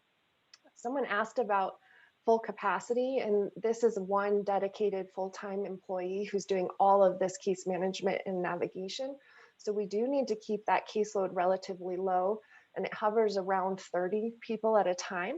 And we're always trying to figure out different ways. So we're really using our different diversion programs to still treat people and get them to the places they need. But more case managers is pretty desperately needed. Also on our agenda, we're of course working with Sheriff Pelley and our other law enforcement agencies to build out law enforcement assisted diversion and different co-response. We have that definitely going well and strong, and more is needed. And we're working on that collaboration and looking at different ways to do reentry on the back end as well. So I'm going to leave it at that and turn it back over to you, Vincent, and happy to stay on for questions. Great, thank you both so much. And we'll have some time for questions after the next presentation. And for that purpose, I would like to introduce District Attorney Beth McCann of Denver. Thank you so much for joining us. I have to unmute myself. Thank you, Vincent, and thank everyone on this call for the amazing work that's being done throughout the state. I have been so impressed with the work that's going on in so many different jurisdictions. I wasn't aware of all of that, so kudos to you. Of course, there is always a lot more to do, and I agree with Michael Doherty about the inability of the criminal justice system to really deal effectively with people that have mental health issues. I'm very pleased that there is much more focus on this area now, and that there are funding sources available, and that even county and city governments are recognizing that we're going to have to fund these kinds of programs if they're going to be successful. What happens, and Michael alluded to this, is when there are budget cuts, it's these kinds of programs that get cut because people don't see them as valuable, if you will, as police or sheriffs and some of those kinds of programs. And that's what's very frustrating, especially if we are reliant on grants that only last 2 or 3 years. We have to then get our local funding sources to recognize the value and pick up the costs. So when I started in Denver, we did not have an adult diversion program at all. We only had a juvenile diversion program, and we did not have a restorative justice program at all. So those were 2 items that I was very interested in getting started for obvious reasons, those that have been discussed here. And so I was fortunate that we were able to get funding to start an adult diversion program. And I started that as a pre-file program because I was convinced that we wanted to avoid people having records if we could. So it took some work and to get detectives comfortable with submitting a case and then not having it filed as we evaluated whether or not this person would be appropriate for diversion. But we were able to do that, and that started in May of 2018. And so I have put some data in your packet of the people who've been in the program, their ethnic background and gender background. And so far we have had good success. We haven't been in effect long enough to really know about recidivism. We're measuring it at 1 year and 3 years, and we really don't have the time yet built in. But I'm very hopeful that through the work of our diversion managers, we are making a very big difference in the lives of those people. And then the restorative justice program got started in October of 2019. And that program, fortunately, I was able to get actually a position in the budget to start that program. And I have to say that Boulder has been a leader in both of these areas for many years. When I started, we really looked to Boulder and Elaine in particular about how to start a restorative justice program and how to really build support. And it takes, I think it was Judge Leifman who said 20 years in the making. It's a process. In a prosecutor's office, the traditional way to think about a case is not how can we help the defendant and how can we divert the defendant out of the criminal justice system. The traditional response is more traditional, going through the criminal justice system. And so we are slowly getting our DAs to recognize the value of these programs and to make referrals. We have actually changed our pre-file adult diversion to include post-file as well. And we did that because we found that sometimes after a person is in the system, after the case has been filed, we actually realize that they would be better served by diversion. So we didn't want to miss those people. So we do both pre-file and post-file. One of the areas though that I think we have not been as successful in is the whole mental health issue. We do have people in our programs that need mental health help, and we have treatment funds available. But we don't target that. I think Michael's program through the state has been specifically a mental health diversion. And I think that's got some very great merit in that you really focus on the mental health issues. Denver, however, does have funding now available through the Caring for Denver program, which is a foundation that was established as a result of an initiative that was passed. So every $100, there's a 25-cent tax, sales tax, every $100 of sale. So that raised about $35 million last year, and that is the projection to be in the $30 to $35 million range every year to help fund mental health treatment and substance abuse treatment, and particularly intersection with criminal justice. So my office has been successful in getting some funding that way, as has the STAR program and the co-responder program. So we are fortunate in that sense, but once again, you know, it's a limited time frame for those grants. But we do have that funding. And we also have something called the Solutions Center that will be opening in the spring, which will be a place where police officers can take people who are having mental health crisis, and they will then be assessed, and there will be short-term housing. I think it's only 30 days. I could be wrong there. Maybe there's a 90-day extension, but that will at least provide the police with another option so they don't have to take them to the emergency room. And there's also talk about approaching Caring for Denver to get funding for a facility that would be available for families and people who need treatment who don't necessarily go through the criminal justice system. And what Judge Leifman was talking about, having a facility that has all of that in one place and has long-term care for a year, that would be ideal. But we're not quite there in Denver. And I know Larimer County was presenting about how they have been able to fund a facility up there. And I think ultimately we really need to have that kind of facility. So I think I'm gonna stop now. I know we're getting very close on time, but I'm also happy to answer questions. I think this is an area that fortunately is getting a lot of attention now, and hopefully that will help us as we move forward to be a little more enlightened in the criminal justice system. Oh, and there's a question from Doug about whether prosecutors hold the key to admission.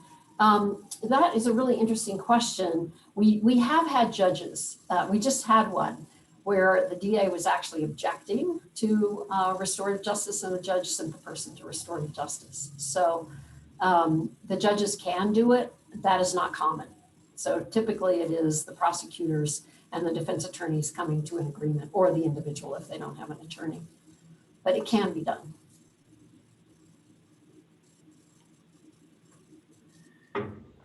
Thank you, DA McCann. So yes, we've got some minutes now for questions for any of the prosecutors who've presented, or for Judge Leifman. And I'll watch the chat.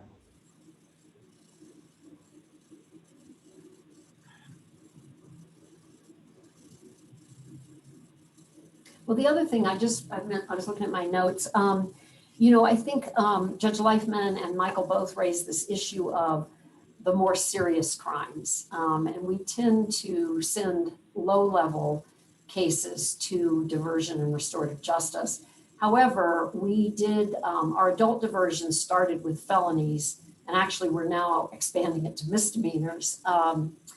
But again, they tend to be non-violent, non-victim rights cases. But we have had some police officers, as Michael mentioned, agree to go through restorative justice.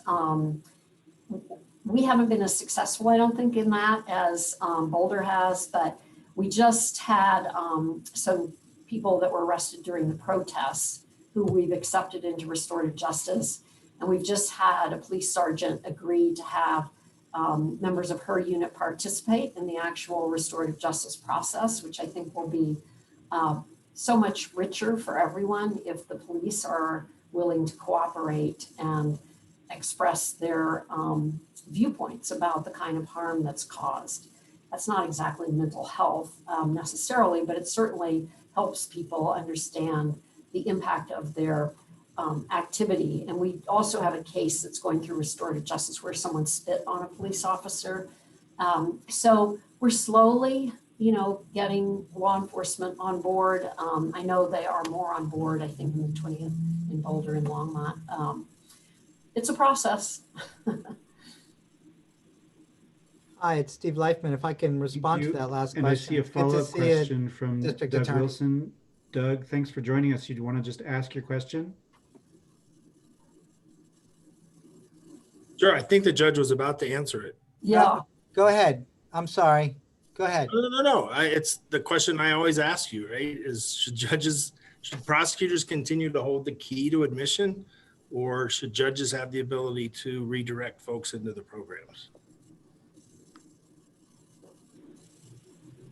Is that for me or the district attorney? That's for you. Oh, that's for Okay. you. I know what they're going to say. So I think it's a mixed answer, and it's a collaboration. And I think what we have found over the 20 years, everybody has to get comfortable and confident with what they're doing. And as we have done this longer and understand the population better, it has just continued to expand. And so I don't know if there's a easy answer to that question, and I don't want to sound like a cop-out. What we do now is when we get someone and the prosecutor in the courtroom doesn't want to let them in the program, we will then sometimes go over their head and appeal directly to the district, our state attorney who's elected as well. And we're often able to work something out. So it's a collaboration, and we try to talk and not get into a fight. And, we don't do violent crimes, although it's very interesting. We do diversion for domestic violence, because usually it's a family member. And what the prosecutor found is that the family's not going to prosecute at all if there's no diversion. So at least they have some comfort the person's getting treated. So, I mean, that's the kind of, conversations that end up going on, and we start to understand each other a little bit better. And, at this point, it's all misdemeanors. It's pretty much all third. It's a lot of second-degree felonies here now. And we just stay away from the really, really violent stuff. But I did want to follow up on that comment about officers getting spit on. And, it actually turned out to be much more complex than we realized. And, sometimes you just have to listen. And so we went and sat down with law enforcement officers and asked them, because that's a second-degree felony punishable by a lot of prison time, because it's not just a battery, but on a law enforcement officer. And what we found is they said, look, we don't want to make the arrest. We're only arresting because we're afraid of probably now viral transmission, but then it was HIV transmission. So what we said to them is, okay, that's really fair. So if we can get a blood test drawn at the crisis unit to check for, HIV transmission, will you stop arresting? Like, sure. So we set up a system where, sometimes I'll get called at 3 a.m. I sign a warrant to have blood drawn at the crisis center, and because they're not making the arrest anymore. And we get very few of those now. And, it's in our data is so good, out of 106,000 calls, we only had 198 arrests. And so you're now the cool police officer if you avoid an arrest, and you're kind of the, wimpy officer that gets touched by somebody with a mental illness and arrest them. And so there's been a cultural shift, and it's because we listened and we accommodated their concern, which is truly valid.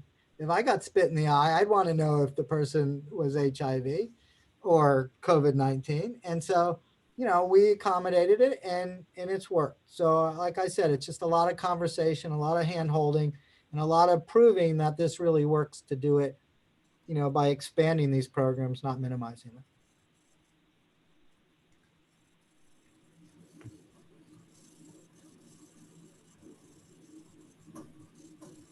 them. Lauren Snyder, would you like to ask your follow-up question? Sure. Judge Leifman, we see similar issues with individuals with serious mental illness and felony charges for spitting, and just wanted to open maybe a discussion with law enforcement if that's something that they'd be open to if we enacted similar types of processes around a blood draw. I know a lot of our competency cases are related to those types of charges, so it could be a yeah, it's just a waste of really big money. And look, competency restoration is just about preparing someone to take a plea.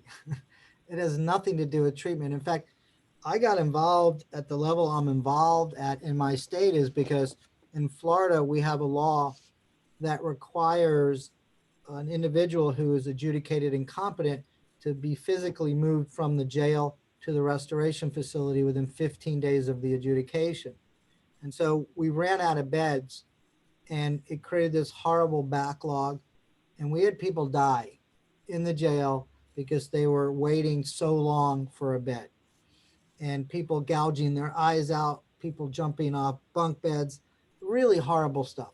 And so in what was one of the most fascinating lawsuits, the sheriff teamed up with the public defender in Pinellas County and jointly sued the state of Florida. And so we did a deep dive into the issue, and what we found is at the time the state was spending a third of their entire adult mental health budget. It was about about $300 million to restore about 4,000 people a year. And for 80% of the people that they were restoring, because most of the charges were not that serious, we don't do misdemeanors, they were just low-level felonies. 3 things happened to them. They had their charges dropped because witnesses disappeared. They received credit for the time they were at the facility and walked out of the courthouse without any treatment, or they got probation and walked out of the court without any treatment. And it's just a foolish, unnecessary system. And I talked about it before. If you didn't hear about it, the Judges Psychiatric Leadership Initiative with Council State Government just put out this great new report, really recommending a different look at how we handle competency. And we should be taking those ridiculous resources and moving them to the front end of the system. So, I think, if you do it right, it helps all parts of the system. And you get much better outcomes than anything you get with restoration. And I'd also, for the DAs that are on the line, first of all, thank you for participating, because it actually speaks volumes of you and your willingness to learn and care and be responsive. But we changed the American Bar Association criminal justice mental health standards about 3 years ago. And you may want to take a look at those also, because the new standards actually are that we divert people from these deep-ended systems, including restoration and jail. And so it is, the standard in our field now, and you're ahead of the curve, but it is the standard, and it's where we're all going. So I just think, in 10 years, we'll all look back and we're going to shake our heads and, you put people in jail for this, and realize how barbaric it was. And so congratulations to all of you for, being, so farsighted and humane about these issues. Yeah, I'll just respond to Cody Hickman's comment. I actually think that a lot of the charges for spitting, et cetera, are filed actually by first responders that are non-law enforcement, actually people in our emergency rooms, and therefore then they're sent to jail and become law enforcement's problem. And so I just think it's overall more training for everyone interacting with individuals with mental health conditions, not just law enforcement, but actually trained mental health or medical professionals as well. Yeah, So, you know, that's, Lauren, you raise a great point. And I didn't anticipate this. Well, two things I didn't anticipate I want to talk about. One is the resistance we got from medical professionals for people that were in the criminal justice system with mental illnesses. Shocking, especially when we know at least 40% of people with mental illness end up in the criminal justice system. And so what we did is I set up a tour for all the doctors and nurses and brought them to my jail to let them see the conditions that these people were in, and it had the impact that was desired. And you know, they got it. And there's a lot of education that needs to go on. And if they were seeing most of these people in private practice and they asked them if you've ever been arrested, most of their own clients have been. So it's just it's a poor understanding. And it's frustrating when someone's going to a crisis unit because they're imminently dangerous to themselves or others. You may want to expect they may spit. I mean, it's just, you know, it's not easy. And I'm sympathetic, but there should be some better education around that. The second thing that really threw us off is about law enforcement.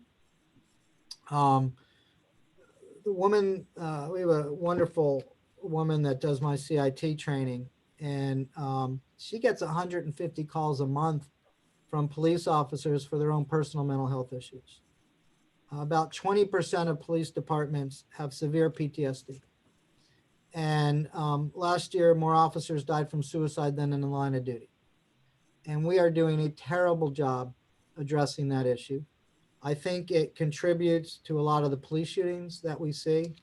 While race certainly can and does play an issue, I think this as an overlay or even independently is a much bigger issue. I once, you know, I had an officer tell me after a CIT training that you have no idea how scary it is to point a gun at another human being.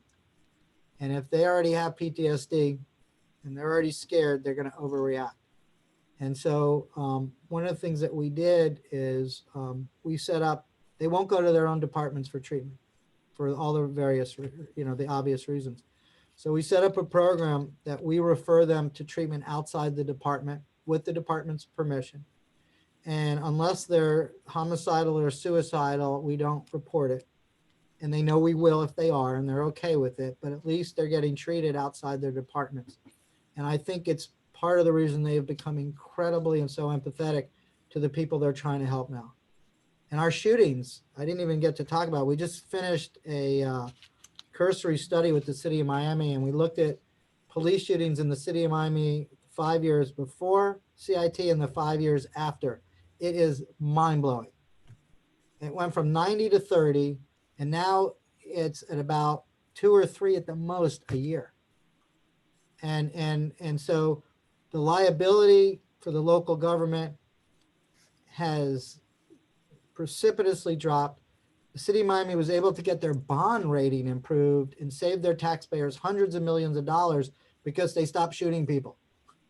And a lot of it was because you had officers that weren't trained or had PTSD and we weren't helping. So this thing really, if you do it right, helps the entire community, addresses the equity issue, race issues, and the officers own PTSD. You have a lot of returning vets that have the PTSD from that and get re-traumatized, or they're just getting traumatized in the line of duty. Well, I'm going to interrupt this line of questioning and conversation just to keep us on track for the rest of our agenda. And just want to thank you, Judge Leifman, again for joining us today. And thank you, D.A. Doherty and Ms. Shively and D.A. McCann. You know, we've got so much interesting things going on here in Colorado that the real test of our agenda was how many hours can people possibly bear for a Zoom summit? And we decided that 4 was the ultimate maximum. And so thank you for enduring through the ultimate maximum marathon of a Zoom summit. If we were able to do this properly, the way we've done it before, we would take a day or even a day and a half, and we would have breakfast and lunch and happy hour or something like that, and have room for everything. And I could go skiing. That's right. You could go skiing. That's right. And we would get to take Judge Leifman out to dinner, things like that. Unfortunately, here we are, hopefully in the final months of our pandemic. But what I did want to make sure we have time in the agenda is just a little bit of, brief presentation of some of the other key features of our Colorado landscape when it comes to disentangling mental health and criminal justice. And that's this next little lineup of very brief spotlights, and I'll introduce them one at a time. And so first we'll hear from Jennifer Turner, who runs the Bridges program out of the State Court Administrator's Office. Jennifer, are you still with us? I am. Hello, good afternoon. I hate to interrupt this great conversation. But thank you for the few moments to say hi to everybody. I will gonna try to give you a really quick overview of what the Bridges program is, and then just highlight some things that we're doing that I haven't yet heard about, but I know that are important to all of us. So the Bridges program, Judge Leifman is one of our legislative responses to competency. So we're getting there. And the program is a legislative directive that was established in 2018. And really it places 20 what we call court liaisons in all 22 districts of Colorado. So some of the things that I just want to call out about this program and this entire summit that we're participating in is that what we hear over and over again is that case managers are the unsung heroes of this work. So I just want to give that shout out, like every different model and program that we've been hearing about it, the heart and soul of what works is getting people connected to people. And one of the legislators, when this bill passed, said, these folks with really significant mental health issues and very complex systems involvement, a lot of times they just need someone to hold their hand through the entire thing. So that's what we're here for. That's what the Bridges program is about. It's about really person-centered case management. It's hard for all of us to take in all of the programs we're hearing about today. Imagine being that person having to navigate all of those on top of having all the significant trauma background, mental health issues, et cetera. So that's what our liaisons do, along with all of the other wonderful, amazing heroes we've heard about today. Some of the things that are unique about our program, a lot of what we've heard about today, which is where I believe is where our energy needs to be focused, is diverting people out of the system, right? So diversion programs and whatnot, law enforcement assisted crisis intervention responses. So what happens when a person does find themselves in the system, either because there's a prosecutorial decision that they're going to move forward with a case, or there aren't the same resources in a community. So that's where the Bridges program comes in, is that we're not going to drop people and say that they're not getting mental health now because they've got an active criminal proceeding. So that's what our liaisons do. We are here to serve people who are both engaged in the competency process, but also those who are not engaged in the competency process. And just like Judge Leifman said, the competency process is really just to help a person be able to take that plea. And we all know that there's a deeper need for mental health services. So our liaisons are busy helping folks connect into those services and into all those social considerants of health. That's my question about housing. Some things I want to share that are really that I'm really proud of that we've been able to put into place is we do have an emergency fund. So we're able to start funding all those little needs that slip through the cracks that can make a huge difference for a person to really get engaged successfully in the bigger services. So transportation, transitional housing, emergency packs, hygiene supplies, all of that stuff, that nitty gritty. We made it a goal at COVID to get our participants 100% with phones, and we're at 96% right now because of the switch to virtual environment. So the other thing thing is that we have two clients. We serve our participants in the program, but we also serve our judges. So we are giving our judges information on what that person's needs are. How can those needs be met in the community? Is it possible for them to be released on bond and attain stability in the community? And so I'm really proud to share that we're a baby, we're a new program, but in our first 6 months of data, 67% of the people who entered our program while in custody were subsequently released on bond with the assistance of a court liaison. So we serve folks both in and out of custody, but ultimately as many folks as we can get out of custody, that's a huge goal of the legislation. Another thing in terms of working with judges is that we've had some incredible opportunities to look at trauma-informed care training that we're going to be able to roll out to our districts with the support of the SAMHSA Gaines Center, specifically for criminal justice professionals. And also we are part of the SAMHSA Gaines Communities of Practice, Diversity, Equity, and Inclusion opportunity. And I'm really excited about this because that's a lens, again, like Judge Leifman was saying, we cannot tease out this intersectionality of mental health, racial equity, and other marginalized populations like our LGBTQ populations, and trauma. And so when you put all those together and start to educate our decision makers, our judicial decision makers about what they might be looking at in the courtroom, supporting equitable decision making through all of those lenses, and then also our liaisons connecting into equitable, making equitable support around reentry and connecting into communities. So I'm going to take my breath now because I was given 3 minutes to get all that out. But those are just a few of the things I wanted to share. And the other thing I want to say is just bring it back to, it's about the people. So in 1 year's time, our liaisons, our 29 liaisons were instrumental in 15 successful suicide interventions. So at the end of the day, like, this is a population that needs the support of other people. And, you know, that's what everybody on this call is here about today. So I'm really honored to be part of this amazing group. Thank you all for your time. Thank you, Jennifer, and sorry for the squeezed time. Next, it's my pleasure to introduce Judge Jonathan Seamus from Lake County, who will talk about judicial education and mental health. Thanks. And I guess let me start by saying how super important Jennifer's program is. There aren't a lot of places in the system where Colorado is at cutting edge in mental health. To me, whenever I need a rabbit out of a hat, I always go to my Bridges liaison, and they really are a game changer in really impacting positively the trajectory of defendants who come before me. Anyway, getting on to judicial education, let me give you a little bit of a context as to what we've done and what we're trying to do. I'm a judge. I handle mental health cases regularly, not specifically competency, sometimes competency, but people with mental health challenges appear in my court every single day.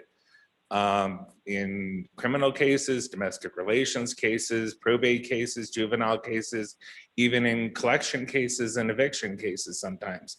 And when I was in law school, I think they might have offered a class in mental health law. I didn't take it.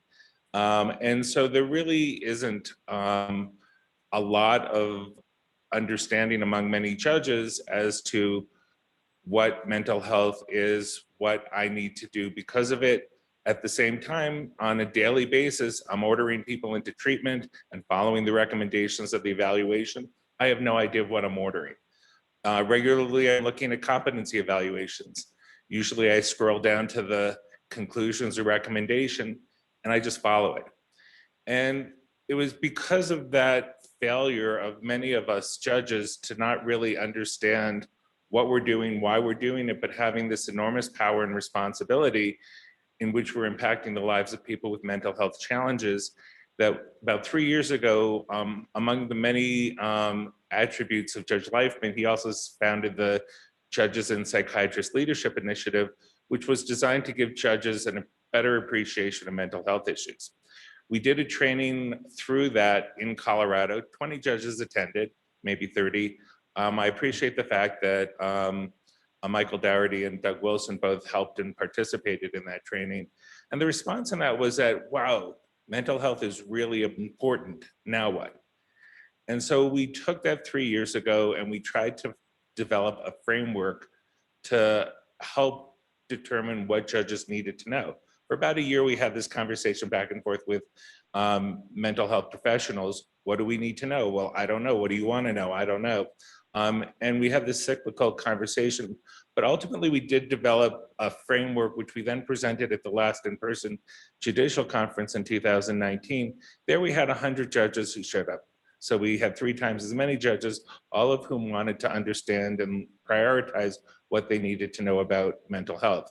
And so we developed this framework, which we then presented at a national symposium in Charlotte last February to come up with a national strategy. And I believe there's a link to that interim report, which came out in April, as to what judges need to be educated with respect to mental health. So we developed a 4-tier guideline. The first thing is to teach judges just basically about general mental health diagnosis, mental health treatment, what's the difference between PTSD and depression and bipolar disorder, what do we need to know about trauma, and then also what do we need to know about different systems of treatment. If we're ordering someone to go into treatment, do we need to know the difference between DBT, CBT, and acceptance commitment therapy?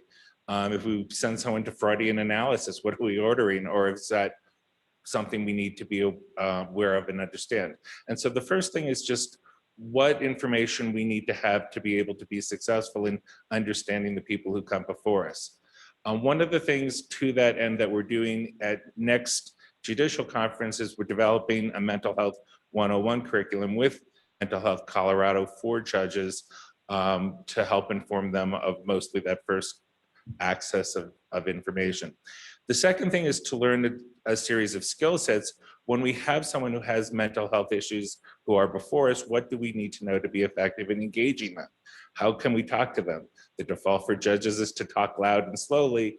That's probably not particularly effective. And so what skills, what tools do we need to know? When do we apply motivational interviewing techniques or other methods to be effective?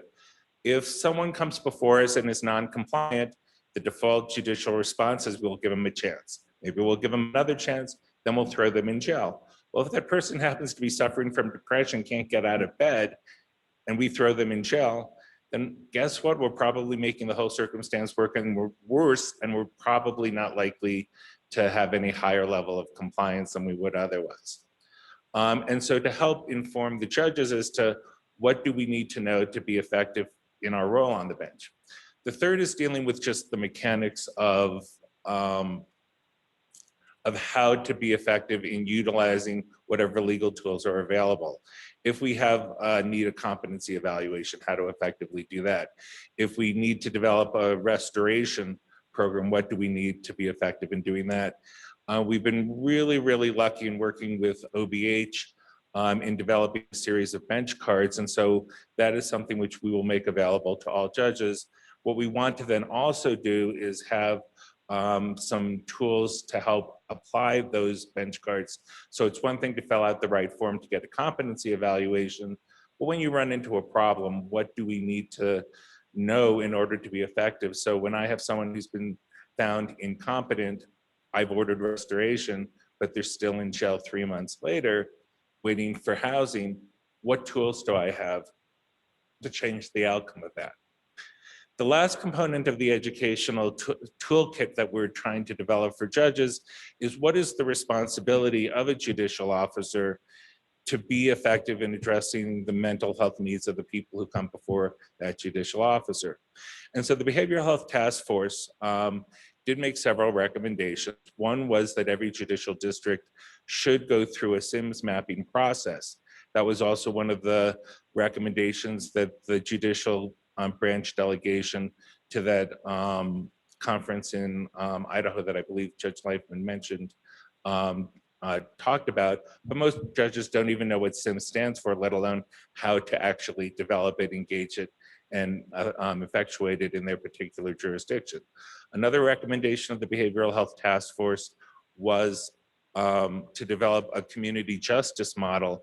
And so we've been developing a program to have court concierges. People don't look at courts as places to go for solutions. In a lot of, especially rural jurisdictions, people don't know where community mental health is. People don't know where the Department of Human Services is, but they do know where the courthouse is. If there is a link or door open for people to access whatever resources they need to address their issues, whether they're court involved or not, that seems to be a logical, appropriate door to develop, and a judge can help facilitate that. Similarly, for people who come before me, just the fact that they can make it to court is a miracle. Once they walk out, or before they walk out the door, if I can make sure they've made that connection to whatever services they need, the outcome is so much likely to be more successful. And so those are the things to give judges guidelines and guidance as to how they can leverage their position as a judge to improve deliveries of mental health services, is something that to me is really important, beneficial. A couple of years ago, I had someone come before me. They were in distress because their son was out of control. They called the police. He was charged with felony menacing. They walk into the courtroom and they say, I didn't know where to go for help. And all I can think to myself is, you came to the wrong place. This is an opportunity to change it so that the court can become the right place, or a right place, to get that help. And so those are the things we're developing. One of the things that, if anyone has any ideas, because this is an inclusive process, as I said, we're all still trying to figure out what judges need to know. If there's something you think judges should know, please reach out to me, and we'd like to include that in the curriculum. The other thing that I also think is important to include in all of this information for judges is an opportunity for them to hear real life experiences. And so if someone has had an experience with the justice system and they believe that that information is something that will help inform judges as to how to do it better in the future, that's something that I think is really important for us to do. So that's what judicial education, judicial education in Colorado is going. Thanks, Vincent. Thank you so much, Judge Seamus. And sorry, we're running a little bit late, folks, and hope you can stick around. And please understand that squeezing all of this in does not represent a lack of understanding of how important all of these different features are of our landscape. It's really just about that 4-hour time span. So next, I'm going to introduce, let me just get in a quick word for our sponsors, and thanks again to David and Laura Mirage Foundation and Johnson & Johnson and Jefferson Center for Mental Health, and all of you all and Colorado partners who help support the work. We can't do it without you. Next, it's my great pleasure to introduce Dr. Patrick Fox from Colorado Community Health Alliance to talk a little bit about the medication consistency aspect of our work. Thank you, Vincent. And so I want to help people to understand that as individuals with a behavioral health disorder get arrested and they go into jail, they're actually moving from one health system into the other. And what we noticed at the Department of Human Services when I was there was we were seeing a lot of individuals who were being referred for competency evaluation, who were in treatment with a community mental health center on a prescribed regimen of medications. They then get arrested, and when they go into the jail, their medication is either changed or no medications are prescribed. That leads to a more significant deterioration in their condition that necessitates the ordering of a competency evaluation. We said it doesn't, not just for not because of just an interest in reducing the number of competency evals, but in order to make sure there's continuity of care, we began to examine this and said, what's really driving this reduction in medication consistency? And a lot of it was price. And so jails have a limited health budget, and some of these medications are pretty costly. Some of it is the provider's own preference. But a lot of it wasn't necessarily driven by a change in medications because the prior medication didn't work. And so we convened back in 2015 a group of health professionals, including pharmacists and psychiatrists and others from the Department of Public Safety, Department of Corrections, Department of Human Services, and said, and Healthcare Policy and Financing, what can we do to try and enhance medication consistency across the state? And so it was primarily comprised of two main elements. One was to create a formulary, a uniform formulary that would be available to all prescribers to look at and for all facilities to keep. And then the other was to address the cost concerns by creating or enticing any participating facility, including jails, to join a purchasing cooperative where they would be able to get medications for their detainees at reduced cost. And so the result of that was Senate Bill 17019, which created a medication formulary. And in determining what medications we were going to use, we looked at the what was evidence-based demonstrated efficacy of these medications. We did consider cost. We did consider the potential that those medications could be diverted by the individual when they were the addiction potential or the misuse potential of those medications, and the prevalence of the use of these medications in the community, and then created a table that would include recommended medications or necessary medications. If you want to participate in the purchasing cooperative, then your facility needs to make sure that these medications are available so that if a person comes in on those medications, that those medications will continue. And as a result of that, a number of jails across the state have participated, and built into rule, both with Department of Corrections and with the Office of Behavioral Health, in state rule, there are requirements that those who contract with those two agencies will adhere to the medication formulary. I think it's important to understand what this does not do is say what an individual can or cannot prescribe. Any facility can have a non-formulary process to allow an individual to receive whatever medications he or she was receiving in the community if it's not on this uniform list. But it was also designed to be a tool for prescribers, so that if I'm a prescriber in the community and I have a patient who frequently moves between the community-based system and jail-based health delivery systems, I'll look at that list to say, before I think about a medication, is this medication going to follow my patient as they transition across these systems of care? It's been effective. It's been cost effective. We've seen its adherence in rural and frontier jails, as well as some of the larger jails in the state.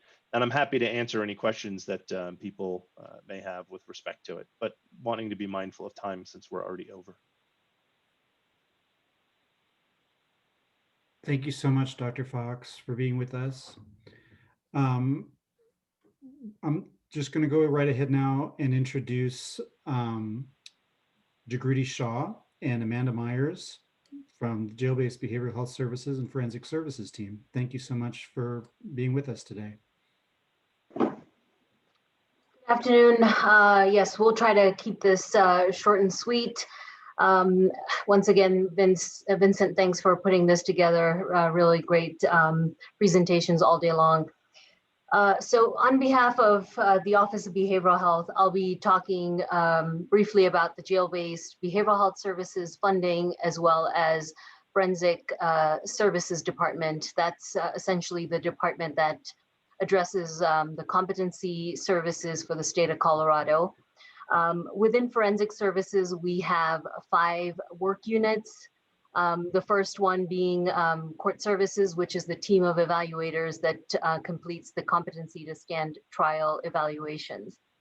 And then once and if a person is found incompetent to proceed, we have 2 restoration programs that are run out of our department.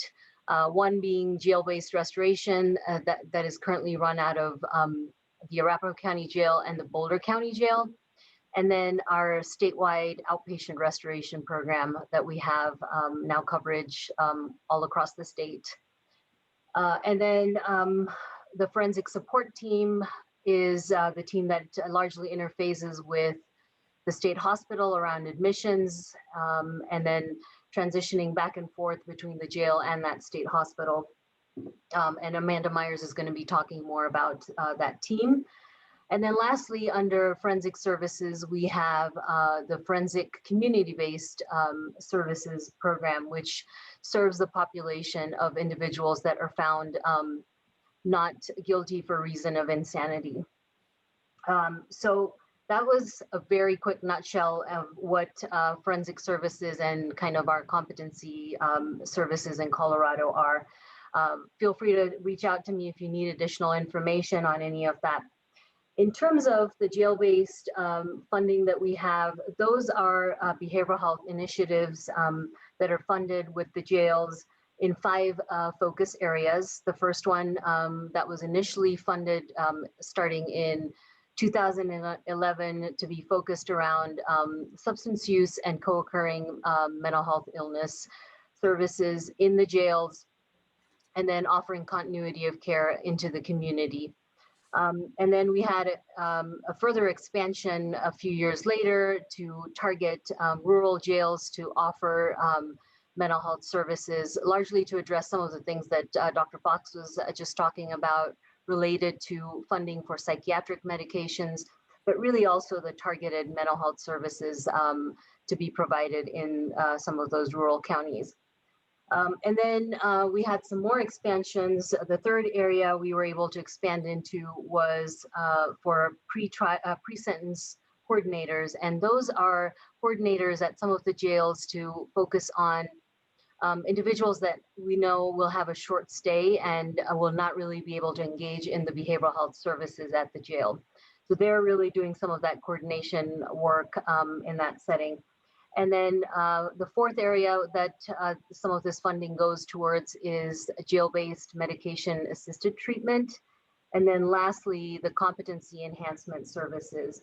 And this is interim mental health services that need to be offered for individuals that are waiting for inpatient restoration services. So that could include more enhanced mental health treatment, checking in on those individuals while they wait or when they've come back from being restored at SIMHIP or at RISE, or continuing the psychiatric medication. So if there is a need for continuing that formulary and it's not typically something that that jail offers, this funding stream can offer that. If you are interested in knowing which jail has what type of resources, the handout that I sent over has that information and it is with the agenda. So with that, I'm going to turn it over to Amanda Myers to talk about the forensic support team. Thanks. So I will be as quick as I possibly can. Through Senate Bill 223, the Office of Behavioral Health was allocated 20 positions to create the forensic support team. So we currently have 16 forensic navigators located in all 54 jails and 22 judicial districts across the state. In addition to the forensic navigators, we have 2 program coordinators who are licensed clinicians. They provide supervision and ensure consistent coordination of care for individuals waiting in the jail for either admission to the state hospital, for competency evaluation, for individuals participating in inpatient restoration, and to individuals returning from inpatient restoration waiting to be reviewed by the court. So the forensic navigators, really, their hub is within each of the jails. I would say pre-pandemic.